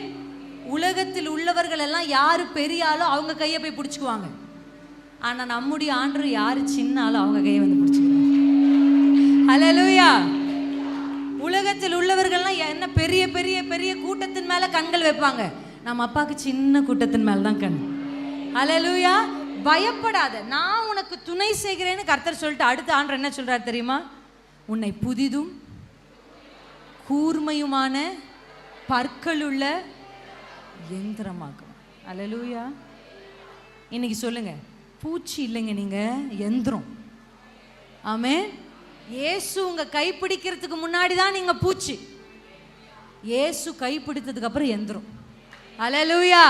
இன்னைக்கு கர்த்தர் உங்களை தூசியா பூச்சா மண்ணுக்குள்ள இருக்கிற உங்களை எடுத்து யந்திரம் என்கிற ஸ்தானத்துல அமர வைக்கிறார். அல்லேலூயா. எத்தனை பேர் நம்புறீங்க?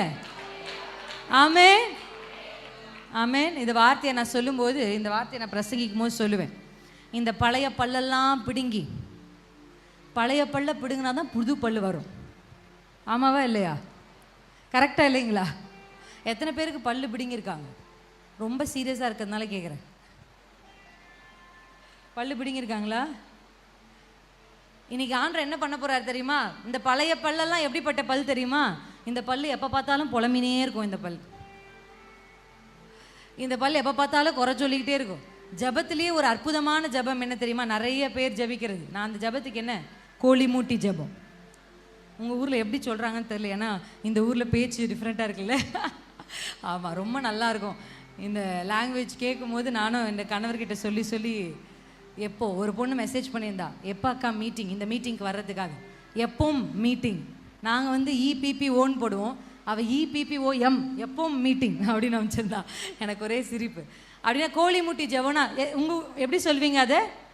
மற்றவர்களை பற்றி சொல்லி சொல்லி சொல்லி, ஆண்டவரே ஆண்டவரே பாருங்கப்பா, ஆண்டவரே என் மாமியாரை பாருங்க, என் மருமகளை பாருங்க, என் நாத்தனாரை பாருங்க, அவதான் ஆண்டவரே காரணம், இவதான் ஆண்டவரே காரணம், இவர் தான் ஆண்டவரே காரணம், அவர் தான் ஆண்டவரே காரணம். ஆவிக்குரிய ஒரு ஸ்திரீ அப்படியெல்லாம் காரணம் காண்பிக்கவே மாட்டா. அல்லேலூயா, ஆமென். ஆவிக்குரியவர்கள் சகலத்தையும் நிதானித்து அறிவார்கள். கர்த்தர் உங்களை உன்னதங்களில் உட்கார பண்ணியிருக்கிறார். ஏதோ நீங்க பூமியில சேர் போட்டு உட்கார்றவங்க இல்லை, நீங்க உன்னதங்களில் உட்கார செய்திருக்கிறார். பிரசன்ட் டென்ஸ்ல அந்த வார்த்தை எழுதியிருக்கு. எங்க உட்கார்ந்துருக்கீங்க? உன்னதத்துல உட்கார்ந்துருக்கிறீங்க. யாரோட உட்கார்ந்துருக்கிறீங்க? தேவாதி தேவனோட. அல்லேலூயா. பழைய ஏற்பாட்டில் இருக்கிற தெபோராலாலேயே, அந்த அம்மா பெற்ற அபிஷேகத்தாலேயே 40 வருஷம் அமைதியை இந்த தேசத்துக்கு கொண்டு வர முடியும்னா, புதிய ஏற்பாட்டு உங்களால எவ்வளவு கொண்டு வர முடியும்? அல்லேலூயா. பரிசுத்த ஆவியின் நிறைவு உங்களுக்குள்ள இருக்கு. பரிசுத்த ஆவியானவர் உங்களுக்குள்ள தங்கி இருக்கிறார். அல்லேலூயா. தெபோராளுக்கு கிடைக்காத மேன்மைகள் உங்களுக்கும் எனக்கும் கிடைச்சிருக்கு.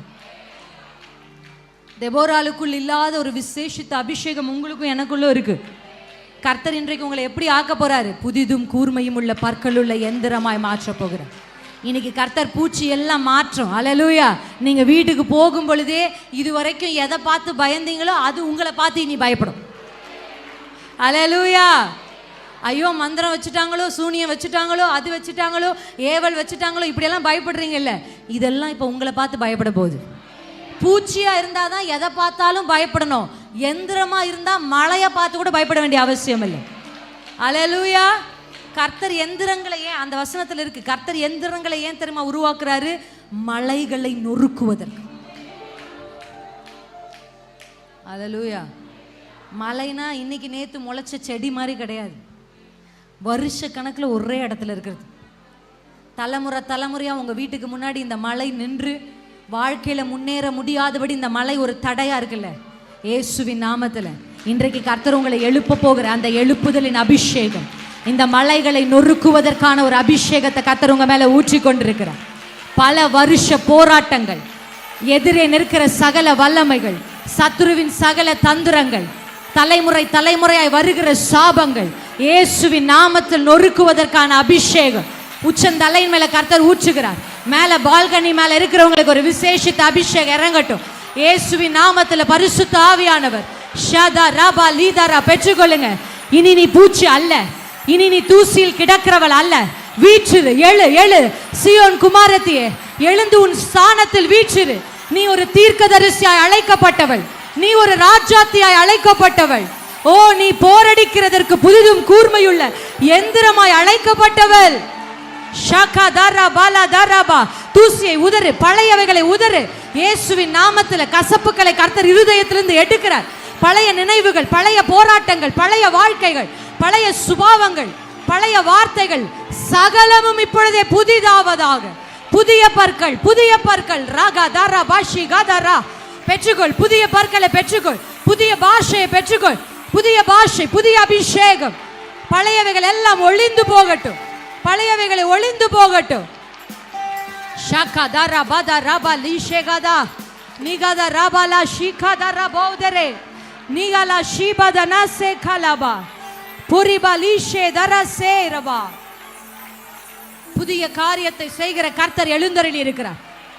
புதுசா கர்த்தர் செய்ய போகிறார். புதிய பாதைகள் உனக்காக திறக்குது. அந்த மலைகளை நொறுக்கு, அதன் வழியாக ஒரு பாதையை கர்த்தர் உனக்கு வைத்திருக்கிறார். பேசு, நல்ல அந்நிய பாஷையில் பேசி, எல்லாரும் வாய்களை திறந்து மலையை நொறுக்குங்க, மலையை நொறுக்குங்க, அந்த மலையை நொறுக்குங்க. உங்களை பயமுறுத்துகிற மலை, உங்களை முன்னேற செய்ய விடாமல் உங்களை அடக்கி கீழே தள்ளுகிற அந்த மலை நொறுக்கப்படட்டும். அல்லேலூயா. யாரால அப்படி சொல்ல முடியும் தெரியுமா? உண்மையுள்ளவளால தான் அப்படி சொல்ல முடியும். அல்லேலூயா. அவ என்ன, நான் சமாதானமும் உண்மையுள்ளவளா இருக்கிறதுனால தான் யோவாபு அவள் மேல கை போட கர்த்தரை இடம் கொடுக்கல. ஆமென், ஆமென். சமாதானமும் உண்மையும் உள்ள ஸ்திரியா நீங்க இருந்தீங்கன்னா எந்த சத்துருவின் வல்லமையும் உங்களை மேற்கொள்ளாது. அல்லேலூயா. தேவையில்லாததை நம்ம குடும்பத்திலிருந்து தூக்கி எறியணும். நிறைய பெண்களுக்கு சுத்திகரிக்கணும் குடும்பத்தை. குடும்பத்தை சுத்திகரிக்கணும். ஆண்டவராகிய இயேசு கிறிஸ்து ஒரு வார்த்தை தன்னோட வாழ்ந்த காலத்துல ரொம்ப அற்புதமான வார்த்தை. இந்த உலகத்தின் அதிபதி வருகிறான், என்கிட்ட ஒண்ணுமே இல்லப்பா, அவனுடைய சரக்கு எதுவுமே என்கிட்ட இல்லை. எவ்வளவு அழகா சொல்றார் ஆண்டவர் இல்ல? இந்த உலகத்தின் அதிபதி வருகிறான், என்கிட்ட ஒண்ணுமே அவனுடைய இதில். அவன் என்கிட்ட வந்து சொல்லவே முடியாது. உங்க வீடுகளுக்குள்ள உலகத்தின் எந்த கிரியைகளும் இருக்கக்கூடாது, பிசாசனுடைய எந்த கிரியைகளும் இருக்கக்கூடாது. ஒரு பெண்ணுடைய பொறுப்பு அதெல்லாம் சுத்திகரிக்கணும். அவ சேபாவின் தலையை வெட்டி கீழே தள்ளுறா. அல்லேலூயா. அதுக்கப்புறம் யோவாப் இந்த பட்டணத்துக்குள்ள வருகிறதற்கு உரிமையே இல்லை. அவனுடைய சரக்கு உள்ள இருந்தாதான் அவனுக்கு உள்ள வரணும்னு தோணும். அல்லேலூயா. புரிஞ்சுக்கிட்டீங்களா? நான் தூசியில உட்கார கர்த்தர் என்ன அழைக்கல, என்னை கர்த்தர் ஆசனத்தில் உட்கார்வதற்கு அழைத்திருக்கிறார். அதான் அழகா அந்த வசனம் சொல்லு, தூசியை உதறிவிட்டு எழு, சியோன் குமாரத்தியை வீற்றிரு. வீற்றிரு. இந்த வார்த்தையை உங்க வாழ்க்கையில் நீங்க மறக்கவே கூடாது. எனக்கு கர்த்தர் ஒரு ஸ்தானத்தை வச்சிருக்கிறார். எப்படி தேவன் ஒரு சிங்காசனத்தில் வீற்றிருக்கிறாரோ, எனக்கும் அப்படி ஒரு சிங்காசனத்தை கர்த்தர் பரலோகத்தில் ஆயத்தப்படுத்தி இருக்கிறார். ஹல்லேலூயா, ஹல்லேலூயா. ஆமென். நம்புறீங்களா எத்தனை பேர்? ஹல்லேலூயா. எடுத்து 62 ஏசாயா 62 வாசிக்கலாம். நான் உங்களுக்கு உங்க ஸ்தானத்தை முதலாவது காண்பிச்சேன்.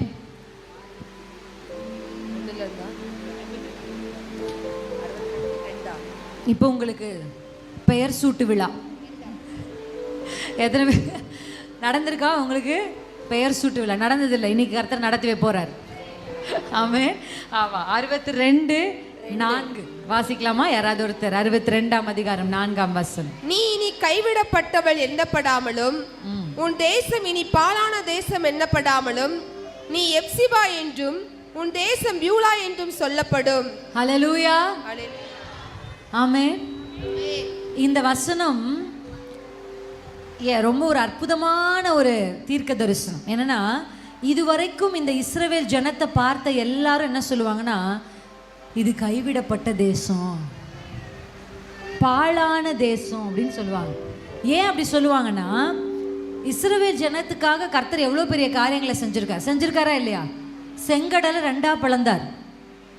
அவங்களுக்காக எத்தனை ராஜாக்கள் அழிச்சார், எத்தனை காரியங்களை கர்த்தர் செய்தார். மன்னாவை கொடுத்தார், காடையை கொடுத்தார், யோர்தானை பிரிச்சார், எரிகோவை சாய்த்தார். இப்படி பல காரியங்களை செய்தும் இந்த ஜனங்கள் கர்த்தருக்கு விரோதமாய் செய்ததுனால கர்த்தர் என்ன பண்ணிட்டார் கொஞ்ச காலத்துக்கு. இப்போ இவங்க எல்லாரும் பார்த்து, இப்போ சுற்றி இருக்கிற, யோசிச்சு பாருங்க, இஸ்ரவேல் நடுவில் இருக்கு, சுற்றி இருக்கிற ஜனங்கள் எல்லாம் இஸ்ரவேலை பார்த்து ஒரு பேர் வைக்கிறாங்க இஸ்ரவேலுக்கு. என்னன்னா, இவ கைவிடப்பட்டவள், இவ பாழாய் போனவள், இப்படி ஒரு டேர்ம், இப்படி ஒரு பெயர் அவளுக்கு வைக்கப்படுது. ஆனால் கர்த்தர் இன்றைக்கு வந்து உங்களை ஆசனத்தில் உட்கார வச்சுட்டார். நான் சொல்கிறத நீங்கள் இமேஜின் பண்ணிகிட்டே வரீங்கன்னு நினைக்கிறேன். இது வரைக்கும் நீங்கள் எங்கே உட்காந்துருந்தீங்க? தூசியில். எழுப்பிட்டார், உதறிட்டீங்க, இப்போ சேரில் என்ன மாதிரி உட்காந்துட்டீங்க. இப்போ சேரில் உட்காந்த உடனே கர்த்தர் உங்களுக்கு என்ன பண்ணுறாருன்னா புதிய பேரை வைக்கிறார். இது வரைக்கும் உங்கள் வாழ்க்கையை பார்த்தவங்க, உங்கள் குடும்பத்தை பார்த்தவங்க, உங்களை பார்த்தவங்களாம் பாவம் கைவிடப்பட்டவள் அப்படின்னு சொன்னாங்கன்னா, இனி உங்களுக்கு அந்த பெயர் இல்லை. கர்த்தர் சொல்கிறார், இனி உங்களை கைவிடப்பட்டவள்னு யாரும் சொல்கிறதில்ல, உன்னை பார்க்குறவர்கள்லாம் ஹெப்சிபான்னு சொல்ல போகிறாங்க. ஹல்லேலூயா. ஹெப்சிபானா என்ன அர்த்தம்? கர்த்தர் ரொம்ப நேசிக்கிறாருமா இந்த மகளை, கர்த்தர் ரொம்ப இந்த ஸ்திரீயை நேசிக்கிறார், இந்த அம்மாவை ரொம்ப நேசிக்கிறார், இந்த பிள்ளையை ரொம்ப நேசிக்கிறார். நீங்கள் பார்த்தீங்களா வேத புத்தகத்தில் மரியாள் மார்த்தாள்னு சகோதரி இருந்தாங்களா இல்லையா? அந்த சகோதரிகளுடைய சகோதரனாகிய லாசரு மரிச்ச போது இயேசு அழுதார். ஆமாம் தானே? இயேசு வந்து அழுத உடனே அங்கே வசனம் என்ன சொல்லுதுன்னா, சுற்றி இருக்கிற எல்லாரும் இயேசு அழுறதை பார்த்து என்ன சொன்னாங்கன்னா, ச்சே எவ்வளோ நேசிக்கிறாரு இவங்கள. எப்படியா? உங்களை பார்க்குற எல்லாரும் அப்படி சொல்ல போகிறாங்க. ஹல்லேலூயா. இந்த குடும்பத்தை கர்த்தர் ரொம்ப நேசிக்கிறார், இந்த ஸ்திரீயை கர்த்தர் ரொம்ப நேசிக்கிறார். கர்த்தர் ஒருத்தரை நேசிச்சா நாற்றம் அடிச்சாலும் அந்த வாழ்க்கையை உயிர்ப்பித்து கொண்டு வர கர்த்தராலே ஆகும். உங்க வாழ்க்கை எவ்வளவு நாற்றமுள்ள வாழ்க்கையா இப்பொழுது இருந்தாலும் ஏசு இன்னைக்கு உங்களை எப்சிபான்னு அழைச்சு நாற்றமெல்லாம் மாற்றி நறுமணமா மாற்ற போறார். இதுவரையும் உங்களை பார்த்தவங்க முகம் திருப்பி போனாங்கல்ல, இனி உங்க அருகில வந்து நிக்க ஆசைப்படுவாங்க. அல்லேலூயா. இனி இதுவரைக்கும் உங்களை பார்த்தவங்க நீங்க யாருன்னே தெரியாத மாதிரி முகம் திரும்பினாங்கல்ல, இனி இயேசு சொல்லுகிறார், நீங்கள் எப்சிபாவாய் மாறும் பொழுது, உங்களுக்கு புதிய நாமம் கொடுக்கப்படும் பொழுது, உங்கள் அருகில் வந்து நிற்க, உங்கள் வீட்டுக்கு வர, உங்கள் உறவை மறுபடியும் புதுப்பித்துக் கொள்ள அநேகர், உன்னை விட்டு போனவர்கள் உன்னிடத்தில் திரும்பி வருவார்கள். உன்னை விட்டு போனவர்கள் உன்னை திரும்பி வருவார்கள். உன்னை கைவிடப்பட்டவள் என்று பட்டம் சூட்டினவர்கள் இவள் எப்சிபா என்று சொல்லுவார்கள்.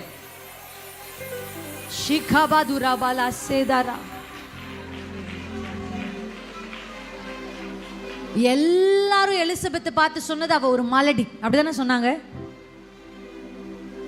எந்த அளவுக்கு அவளை மலடின்னு சொல்லியிருப்பாங்கன்னா, கேப்ரியலே சொல்றாரு. என்ன சொல்றாரு? மரியாள் கிட்ட போய் சொல்லும்போது என்ன சொல்றாரு? எப்படி சொல்லியிருக்கலாம்? எலிசபெத்துக்கு 6 மாதம். கண்டென்ட் என்ன? எதை டெலிவரி பண்ணும்? விசுவாசத்தை, மரியாளுடைய விசுவாசத்தை தூண்டணும். அதுக்கு மரியாளுக்கு ஒருத்தரை காண்பிக்கணும். பாருமா, எலிசபெத் வயசானவங்க, வயதான எலிசபெத்துக்கு இது 6ஆம் மாதம்னு சொல்லியிருக்கலாம். சொல்லியிருக்கலாமா? சொல்லியிருக்க கூடாதா? சொல்லியிருக்கலாமா? சகரியாவின் மனைவியாகி எலிசபெத்துக்கு இது 6ஆம் மாதம்னு சொல்லியிருக்கலாமா? அப்படியெல்லாம் சொல்லலை. மலடி எனப்பட்ட அவளுக்கு இது 6ஆம் மாதம். உலகம் மலடின்னு அவளுக்கு ஒரு பேர் வச்சுச்சு. கர்த்தர் இப்போ அவளுக்கு பிள்ளைத்தாச்சின்னு ஒரு பேர் வைக்கிறார். அல்லேலூயா. உலகமும் சொசைட்டியும் உங்களுக்கு என்ன பேர் வச்சுச்சுன்னு எனக்கு தெரியல. ராசி இல்லாதன்னு ஒரு பேர் உங்களுக்கு கொடுக்கப்பட்டா, இயேசுவின் நாமத்தில் இவளால் எனக்கு ஆசீர்வாதம் வந்ததுன்னு சொல்ற மாதிரி கர்த்தர் மாற்றுவார். நீ இந்த குடும்பத்துக்கு வந்ததுக்கு அப்புறம் தான் இந்த குடும்பமே இப்படி ஆயிடுச்சுன்னு உங்களை பார்த்து கை நீட்டின மனுஷர்கள், நீங்க இல்லைன்னா நான் செத்து போயிருப்பேன் அப்படின்னு சொல்லுகிற அளவிற்கு உபகாரமுள்ள ஒரு ஸ்திரியாய், உபயோகமுள்ள ஒரு பாத்திரமாய் கர்த்தர் இன்றைக்கு உங்களை மாற்ற விரும்புகிறார். இனி நீ கைவிடப்பட்டவள் என்று அழைக்கப்படுவதில்லை. உனக்கு ஒரு புதிய நாமத்தை கர்த்தர் கொடுக்கிறார். இனி நீ எப்சிபா, கர்த்தரால் நேசிக்கப்பட்ட ஒரு ஸ்திரீ, கர்த்தரால் நேசிக்கப்பட்ட ஒரு குடும்பம், கர்த்தரால் நேசிக்கப்பட்ட ஒரு வாழ்க்கை. ஆண்டவர் ஒருத்தரை நேசிச்சா அவங்களை தேடி வந்து அவர்களை மறுபடியும் கட்டி எழுப்புவார். அல்லேலூயா. இத்தனை வயசுல ஒரு அம்மா கர்ப்பம் தரிக்க வாய்ப்பே இல்லை. ஆனா கர்த்தர் கர்ப்பத்தில் பிள்ளையை கொடுத்தார். 4 நாளைக்கு அப்புறம் செத்த சரீரம் உயிர்த்தெழ வாய்ப்பே இல்லை. ஆனா கர்த்தர் உயிர்த்தெழ செய்தார். உங்க வாழ்க்கையில வாய்ப்பு இல்லைன்னு எதையெல்லாம் சத்துரு சொல்லுகிறானோ, இன்றைக்கு அவைகள் ஒவ்வொன்றுக்கும் கர்த்தர் உயிரை கொடுப்பாராக. செத்த கற்பங்களுக்கு கர்த்தர் உயிரை கொடுக்கிறார். பலவீனமுள்ள கற்பங்கள் இங்கே இருக்குமானா இயேசுவின் நாமத்தில் பலன் அடைவதாக. மலடி என்று சொல்லப்பட்ட உனக்கு கர்த்தர் கற்பத்து பிள்ளைத்தாட்சியாய் உன்னை மாற்றுகிறார் இயேசுவின் நாமத்தில். இந்த கூட்டம் முடிந்ததற்கு பின்பாக இந்த கூட்டத்திற்கு வந்த அநேக மலட்டு கற்பங்களுக்குள்ளாக கர்த்தர் பிள்ளைகளை கொடுப்பாராக. உன் கற்பத்திலிருந்து ஒரு வித்து தோன்றி அது சத்துருவுக்கு சவாலாய் மாறப்போகிறது.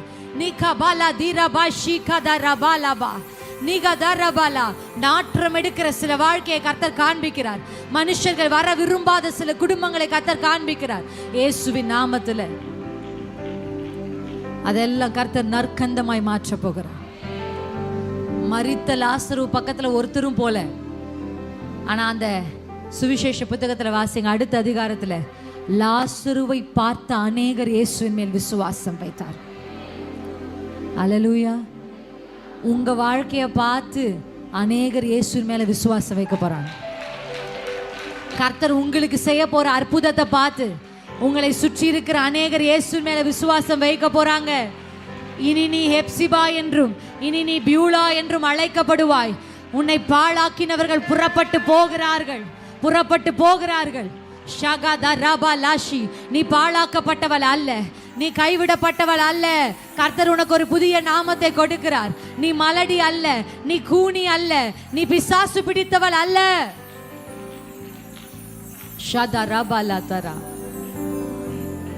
அந்த மகதலேனா மரியாளை பார்த்தவங்க அவளுக்கு என்ன பேர் வச்சிருப்பாங்க? பிசாசு பிடிச்சவன். ஏன்னா ஒரு பிசாசு இல்லை, அந்த அம்மாக்குள்ள 7 பிசாசு. அப்ப உலகம் அவளுக்கு என்ன பெயர் வச்சிருக்கோம்? பிசாசு பிடிச்சவள். ஆனா கர்த்தர் அவளை சந்தித்த பொழுதோ அவள் பெயரை கர்த்தர் மாற்றுகிறார். நீ பிசாசு பிடிச்சல்லம்மா, நீ சுவிசேஷகி. அல்லேலூயா. இயேசுவை முதல்ல பார்க்கிற ஒரு அற்புதமான வாய்ப்பை கர்த்தர் அவளுக்கு கொடுத்தார். கூனியாய் ஒரு ஸ்திரீ ஆலயத்துக்குள்ள வருகிறா. அவளுக்கு கூனி அப்படிதானே இருக்கு அந்த பேர். அந்த அம்மா பேர் பைபிள்ல எழுதல. வேதமும் எப்படி சொல்லுது? வேதம் என்ன சொல்லுது? கூனி. ஆனா அவளை கர்த்தர் அப்படியே விடல. அவளுக்கு ஒரு புதிய நாமத்தை கொடுக்கிறார். கர்த்தர் சொல்றார், இவளும் எப்படி இருக்கா? ஆபிரகாமின் குமாரத்தியா இருக்கிறார். கூனியா இருந்தவளுக்கு புது பேரை கர்த்தர் கொடுக்கிறார், ஆபிரகாமின் குமாரத்தி. எத்தனை பேர் நம்புறீங்க? எனக்கு இன்னைக்கு ஒரு பெயர் மாற்றம் நடக்குது. எனக்கு இன்னைக்கு ஒரு பெயர் மாற்றம். இனி நீ சாராய் அல்ல, சாராள் என்று அழைக்கப்படுவாய். இனி நீ கூனி அல்ல, ஆபிரகாமின் குமாரத்தி நீ அழைக்கப்படுவாய். இனி நீ மலடி அல்ல, கர்ப்பவதி என்று அழைக்கப்படுவாய். இயேசுவின் நாமத்துல கர்த்தர் இன்றைக்கு ஒரு புதிய நாமத்தை உங்க ஒவ்வொருத்தருக்கும் தருகிறார். ஆமென். இந்த சமுதாயத்துக்கு முன்னாடி உங்க தலையை கர்த்தர் உயர்த்துகிறார். இந்த உறவுகளுக்கு முன்னாடி உங்க தலையை கர்த்தர் உயர்த்துகிறார். நீங்க சொல்ல போறதுல கர்த்தர் என்ன நேசிக்கிறார்னு உங்களை பார்க்கிறவங்க சொல்ல போறாங்க, கர்த்தர் இவளை அதிகமாய் நேசிக்கிறார். உன்னை பகைத்தவர்கள் சொல்ல போறாங்க, இயேசு உன்னோடு இருக்கிறார். உன்னை விட்டு போனவர்கள் சொல்ல போறாங்க, இயேசு உன்னை நேசிக்கிறார். அல்லேலூயா. பஞ்சகாலம் வந்த உடனே ரூத் பெட்டியை கட்டிட்டு, நகோமி பெட்டியை கட்டிட்டு பிள்ளைய கூட்டிட்டு போயாச்சு. ஆனா அந்த பஞ்ச காலத்திலும் பெத்லஹேமை விட்டு போகாத ஒரு கூட்டம் இருந்துச்சு. இருந்துச்சா இல்லையா? இருந்ததா இல்லைங்களா சகோதரிகளே? உண்மைதானேங்க. நகோமி போன மாதிரி நிறைய குடும்பம் போகல, அங்க சில குடும்பங்கள் இருந்தது. பஞ்சமே ஆனாலும் பெத்லஹேமை விட்டு போவது இல்லை. எனக்கு அற்புதம் நடக்கலனாலும் இயேசு விட்டு போறதில்லை. எனக்கு பிரச்சனை இல்லை, எனக்கு பிரச்சனை வந்துருச்சுன்றதுனால இயேசு விட்டு போகிற கூட்டம் நீங்க இல்லை. இன்னும் பெத்லஹேம்ல தான் இருக்கீங்க, இன்னும் இயேசுவோட தான் இருக்கிறீங்க. பஞ்சம் தான், ஆனா இயேசுவோட இருக்கிறீங்க. பட்டினி தான், இயேசுவோட இருக்கிறீங்க. வியாதி தான், இயேசுவோட இருக்கிறீங்க. குறைவு தான், இயேசுவோட இருக்கிறீங்க. ஆனா என்ன நடக்கும் தெரியுமா உங்களுக்கு? உங்களை கர்த்தர் சந்திச்சார்னு உங்களை விட்டு போன நகோமி கேள்விப்படுவா. என்ன கேள்விப்பட்டா? கர்த்தர் பெத்லஹேமில் உள்ளவர்களை சந்தித்தார். இயேசு உங்களை சந்திக்க போகிறார். எத்தனை பேர் நம்புறீங்க? அப்பா, உம்மை விட்டு பிரியாமல் இருக்கிற என்னை சந்தியும். வாய் திறந்து கேளுங்க, என்ன சந்திங்கப்பா, என்ன பிளஸ் பண்ணுங்கப்பா.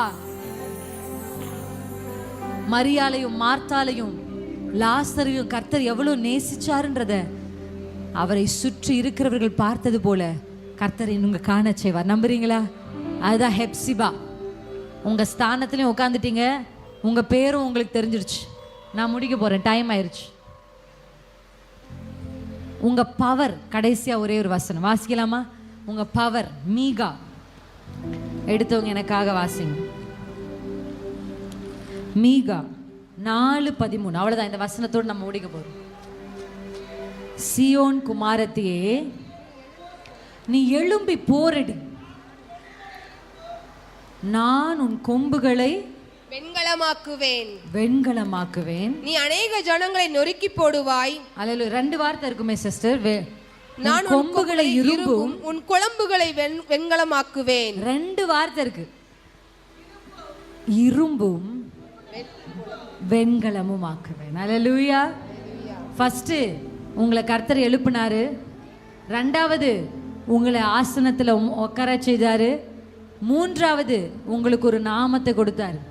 4வது உங்க பவர். அல்லேலூயா. உங்க பொசிஷன், உங்க பர்சனாலிட்டி, உங்க பவர். அல்லேலூயா. உங்க பவர் என்ன தெரியுமா? நீங்க யாரோ இடிச்ச உடனே உடையிறதுக்கு ஏதோ களிமண் பாத்திரமோ கண்ணாடி இல்லை. அப்படிதான் இருக்கீங்க. இங்க நிறைய ஸ்திரீகள் அப்படிதான். யாராவது ஒரு வார்த்தை சொன்னா உடனே உடஞ்சிருவீங்க. ஆமா தானே? ஆமா தானே? கரெக்டா இல்லையா? எத்தனை பேர் ஆமான்னு சொல்லுவீங்க? யார் என்ன பேசினாலும் அசராத ஒரு சில பேர் இருப்பாங்க. எனக்கு அவங்கள பத்தி தெரியல. என் கணவர் சொல்வாரு, அதிகமா அழுகிற ஆம்பளையும் அளவே அழாத பொம்பளையும் டேஞ்சரஸாம். என்னது? அதிகமா அழுகிற, இது வந்து சைக்காலஜி, இது பைபிள் வசனம் கிடையாது. அப்புறம் அது வர பின்குறிப்பு. அப்புறம் வசனம் பேசல கிசனம் பேசலன்னு வாங்க. இது வசனம் இல்ல. அதிகமா அழுகிற ஆம்பளை அளவே அழாம இருப்பாங்க சில பெண்கள். அழுகிறது ரொம்ப நல்லது. பெண்களே, அழுகிறது உங்களுக்கும் எனக்கும் கிடைச்ச கிஃப்ட். ஆனா கிஃப்ட் சரியான பொசிஷன்ல வைக்காம போயிட்டா வேஸ்ட் ஆயிரும். ஆமா தானே? இந்த சேர் ஒரு நல்ல பொருள் தான். இந்த சேரை இப்படி தலைகீழாக போட்டால் இது எதுக்காவது பிரயோஜனப்படுமா? வேஸ்ட். அந்த சேரை பார்க்குறவங்களாம் சிரிச்சுட்டு போவாங்க. அப்படி தான் உங்கள் கண்ணீரும். தலைகீழ போட்டுறாதீங்க. மனுஷருக்கு முன்னாடி போய் நின்னா நீங்கள் சிரிப்புக்கு தான் ஆளாயிருவீங்க. பிரயோஜனம் இல்லாமல் போயிடும் உங்கள் கண்ணீர். இந்த சேர் இப்படி இருந்தால் தான் இது மேலே உட்காரத்துக்கு ஒரு பிரயோஜனப்படும். அதுபோல தான் உங்கள் கண்ணீர். உங்கள் கண்ணீர் எப்போ தெரியுமா விலையுள்ளதாய் மாறுகிறது? அது தேவ சமூகத்தில் விதைக்கப்பட்டால் தான். மனுஷருக்கு முன்னாடி விதைக்கப்படுறது தலைகீழ சேரை போடுற மாதிரி, ஒன்றுத்துக்கும் பிரயோஜனமும் இல்லை, பார்க்கிறவர்கள் சிரிக்கவும் சிரிப்பாங்க. மனுஷருக்கு முன்னாடி உங்கள் கண்ணீரை விடாதீங்க. அல்லேலூயா. விதைக்க வேண்டிய இடத்துல விதைங்க, அறுக்க வேண்டிய நாளில் கண்டிப்பாக அறுப்பீங்க. கண்ணீரோடு விதைக்கிறவள் கம்பீரமாய் அறுப்பா. நல்ல நிலத்தில் விதைச்சாதான் அறுவடை கிடைக்கும்.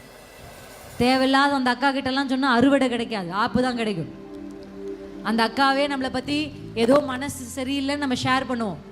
நம்ம சொன்னதை அந்த அக்கா ஊர் தூத்துக்குடி மொத்தமும் போஸ்டர் அடித்த மாதிரி அடுத்த ஞாயிற்றுக்கிழமை வரும்பொழுது நீங்கள் சொன்ன கதையே உங்களுக்கு வரும். யாரோ ஒரு சர்ச்சில் ஒரு அக்கா இருக்காளா, அந்த அக்கா புருஷன் இப்படி இருக்காராம், ஓ நம்ம கதை தானா இதுன்னு உங்களுக்கே தோணும். அதனால அந்த மாதிரி அக்கா கிட்ட சொல்லாமல் ஆண்டவர்கிட்ட சொன்னால் நல்ல நிலத்தில் விதைச்ச மாதிரி கண்டிப்பாக அறுப்பீங்க. அல்லேலூயா. ஏன்னா மனுஷர்கள் உங்கள் கண்ணீரை பார்த்து உங்கள் மேல் பரிதாபப்படுவார்கள். ஆனால் கர்த்தர் உங்கள் கண்ணீரை பார்த்து அதை கணக்கில் வைப்பார், கவுண்ட் பண்ணுவார். எவ்வளோ சொட்டு கண்ணீர் வடிச்சிங்கன்னு உங்களுக்கு தெரியுமா? கர்த்தருக்கு தெரியும். கண்ணீர் யாவையும் துருத்தில் சேர்த்து, சும்மா சேர்த்து மட்டும் வச்சுக்கிறவர் இல்லை, பலன் கொடுக்கிறவர். அல்லேலூயா. பேங்க்ல நீங்க காசு போட்டா உங்களுக்கு தெரியும், ஒரு நம்பிக்கை இருக்கு, ஒரு நாள் நமக்கு தேவையானப்ப அது நமக்கு கிடைக்கணும். அதே போலதான் இயேசுவின் பாதத்தில் வடிக்கிற கண்ணீரும் பேங்க்ல காசு போடுற மாதிரி குறித்த காலத்தில் அதனுடைய பலன் உங்கள் கைகளுக்கு சேரும். உங்களுக்கு சேரல, ஒரு எனக்கு சேரவே இல்லை சிஸ்டர், உங்க பிள்ளைகளுக்கு சேரும். அல்லேலூயா. எத்தனை பேர் நம்புறீங்க? இங்க நம்ம பார்க்குறோம், ஆண்டவர் ஒரு வார்த்தையை சொல்றாரு, நீ எழும்பி போரடி. இப்போ நமக்கு என்னன்னா, எழும்பியாச்சு, உட்காந்தாச்சு, பேரெல்லாம் கொடுத்தாச்சு, கேட்கவே சந்தோஷமா இருக்கு. இப்படியே ஜாலியாக வாழ்க்கை ஃபுல்லாக உட்காந்துட்டே இருக்கலாமா? அதுக்காக இந்த பெயரும் இந்த அபிஷேகமும் உங்களுக்கு கொடுக்கப்படல. எழும்பி போர் அடிக்கணும். ஆமென். எழும்பணும், போர் அடிக்கணும். நான் சொன்னேன்ல உங்களுக்கு, போர் அடிக்கிறதற்கு புதிதும் கூர்மையும் இல்லை, பற்கள் மட்டும் இல்லை. இப்போ ஆண்டவர் சொல்றாரு, உங்களையே இரும்பு வெண்கலமா கர்த்தர் மாற்ற போறார். சும்மா யாராவது ஒரு வார்த்தை சொன்னா இடிஞ்சு விழுகிற பெண்களா இதுக்கப்புறம் நீங்க இருக்க மாட்டீங்க. ஒருத்தர் ஒரு வார்த்தை சொன்னாங்கன்னா அந்த வார்த்தை யார்கிட்ட இருந்து வருது, அவங்களுக்கு பின்னாடி யார் கிரியே செய்றான்னு உங்களுக்கு தெரியும். பெண்களுடைய ரொம்ப வீக்னஸ் பாயிண்ட் என்ன சொல்லுங்க? நம்ம அப்பா அம்மா பத்தி பேசவே கூடாது. என்னை பத்தி என்ன வேணா பேசுங்க, எங்க அப்பாவை பத்தி பேசாது, என் குடும்பத்தை பத்தி பேசாதே. அப்படி சொல்றீங்களா இல்லையா? உங்க வீக் பாயிண்ட் அதான்னு உங்களுக்கு தெரியுமோ இல்லையோ, பிசாசுக்கு தெரியும். அதனால கரெக்டா பிரச்சனை வரும்போது உங்க கணவர் வாயிலிருந்து அந்த வார்த்தையை தான் வர வைப்பான். உடனே நீங்களும், அவர் பேசின உடனே நீங்களும் என்ன பண்றது, மெனக்கட்டு எத்தனை முறை சொல்லியிருக்கேன், என் அப்பாவை பத்தி பேசாது அப்படின்னு சொல்லக்கூடாது. புரிஞ்சிடணும். என்ன புரிஞ்சுக்கணும்? என் வீக் பாயிண்ட் என்னன்னு அவனுக்கு தெரிஞ்சிருச்சு. நீ இப்ப தொட்ட உடனே உடையறதுக்கு நான் கிளாஸ் இல்லப்பா, நான் இரும்பு. என்னை கர்த்தர் இந்த பெண்கள் கூட்டத்துல இரும்பும் வெண்கலமா மாத்துவேன்னு சொல்லிட்டாரு. அல்லேலூயா. நீ இடிச்சு பாரு, நீ தான் விழுவ, நான் நின்றுட்டே தான் இருப்பேன். ஆமென். எத்தனை பேர் நம்புறீங்க? உங்களை கர்த்தர் அப்படி இரும்பு வெண்கலமா மாற்ற போகிறார். இனி யாரும் உங்களை ஈஸியா நொறுக்க முடியாது. எந்த மனுஷருடைய வார்த்தையும் ஈஸியா உங்களை நொறுக்க முடியாது. யாரோ ஒருத்தர் உங்களை பார்த்து நீ நல்லா இருக்க மாட்டேன்னு சொன்னா அந்த வார்த்தை உங்களை தூங்க விடாம பண்ணாது. ஏன்னா அந்த வார்த்தை உங்களுக்கு பலிக்காது. ஆமா, பலிக்காது. ஏதோ ஒரு எலும்பிச்சை பழத்தை பார்த்து உங்களுக்கு ஒரு பயம் வராது. நீங்க வெண்கலம், நீங்க இரும்பு. அல்லேலூயா. நீங்க உங்க மேல விழுறவங்க தான் நொறுங்கி போவாங்க, நீங்க நொறுக்கப்படுவது இல்லை. இதுவரையும் உங்களை நொறுக்கி நொறுக்கி தூசியில உட்கார வச்சான்ல, உடைச்சு உடைச்சு தூசியிலே இரு, தூசியிலே இரு, தூசியிலே இரு, அதுதான் உன் இடம்னு சொன்னான்ல. இனி தூசியில நீங்க இருக்கிறதுல எழும்பி நிற்க போறீங்க. எழும்பி நிற்க போறீங்க. எலும்பு, நீ எழும்பு. நீ தூசியில் இருக்க அழைக்கப்பட்டவில்லை, நீ வெண்கலம், நீ இரும்பு. கர்த்தர் உங்களை எழுப்பி விடுறாரு இன்னைக்கு. இதுவரை உங்களை நொறுக்குன ஒவ்வொரு சத்துருவின் வல்லமைகளையும் நொறுக்குகிற ஒரு இரும்பாய் வெண்கலமாய் மாற்றுகிறார். ஆமென். எத்தனை பேர் சொல்றீங்க ஆமென்? உங்க பொசிஷன், உங்க பர்சனாலிட்டி, அல்லேலூயா, ஆமென், உங்க பவர், உங்க ஸ்தானம், உங்க பெயர், அல்லேலூயா, உங்களுக்கு இருக்கிற வல்லமை கர்த்தர் இன்றைக்கு காண்பித்திருக்கிறார். எல்லாம் எழும்பி நிற்போமா? எழும்பி நின்று ஷதுரலா கமாதுரே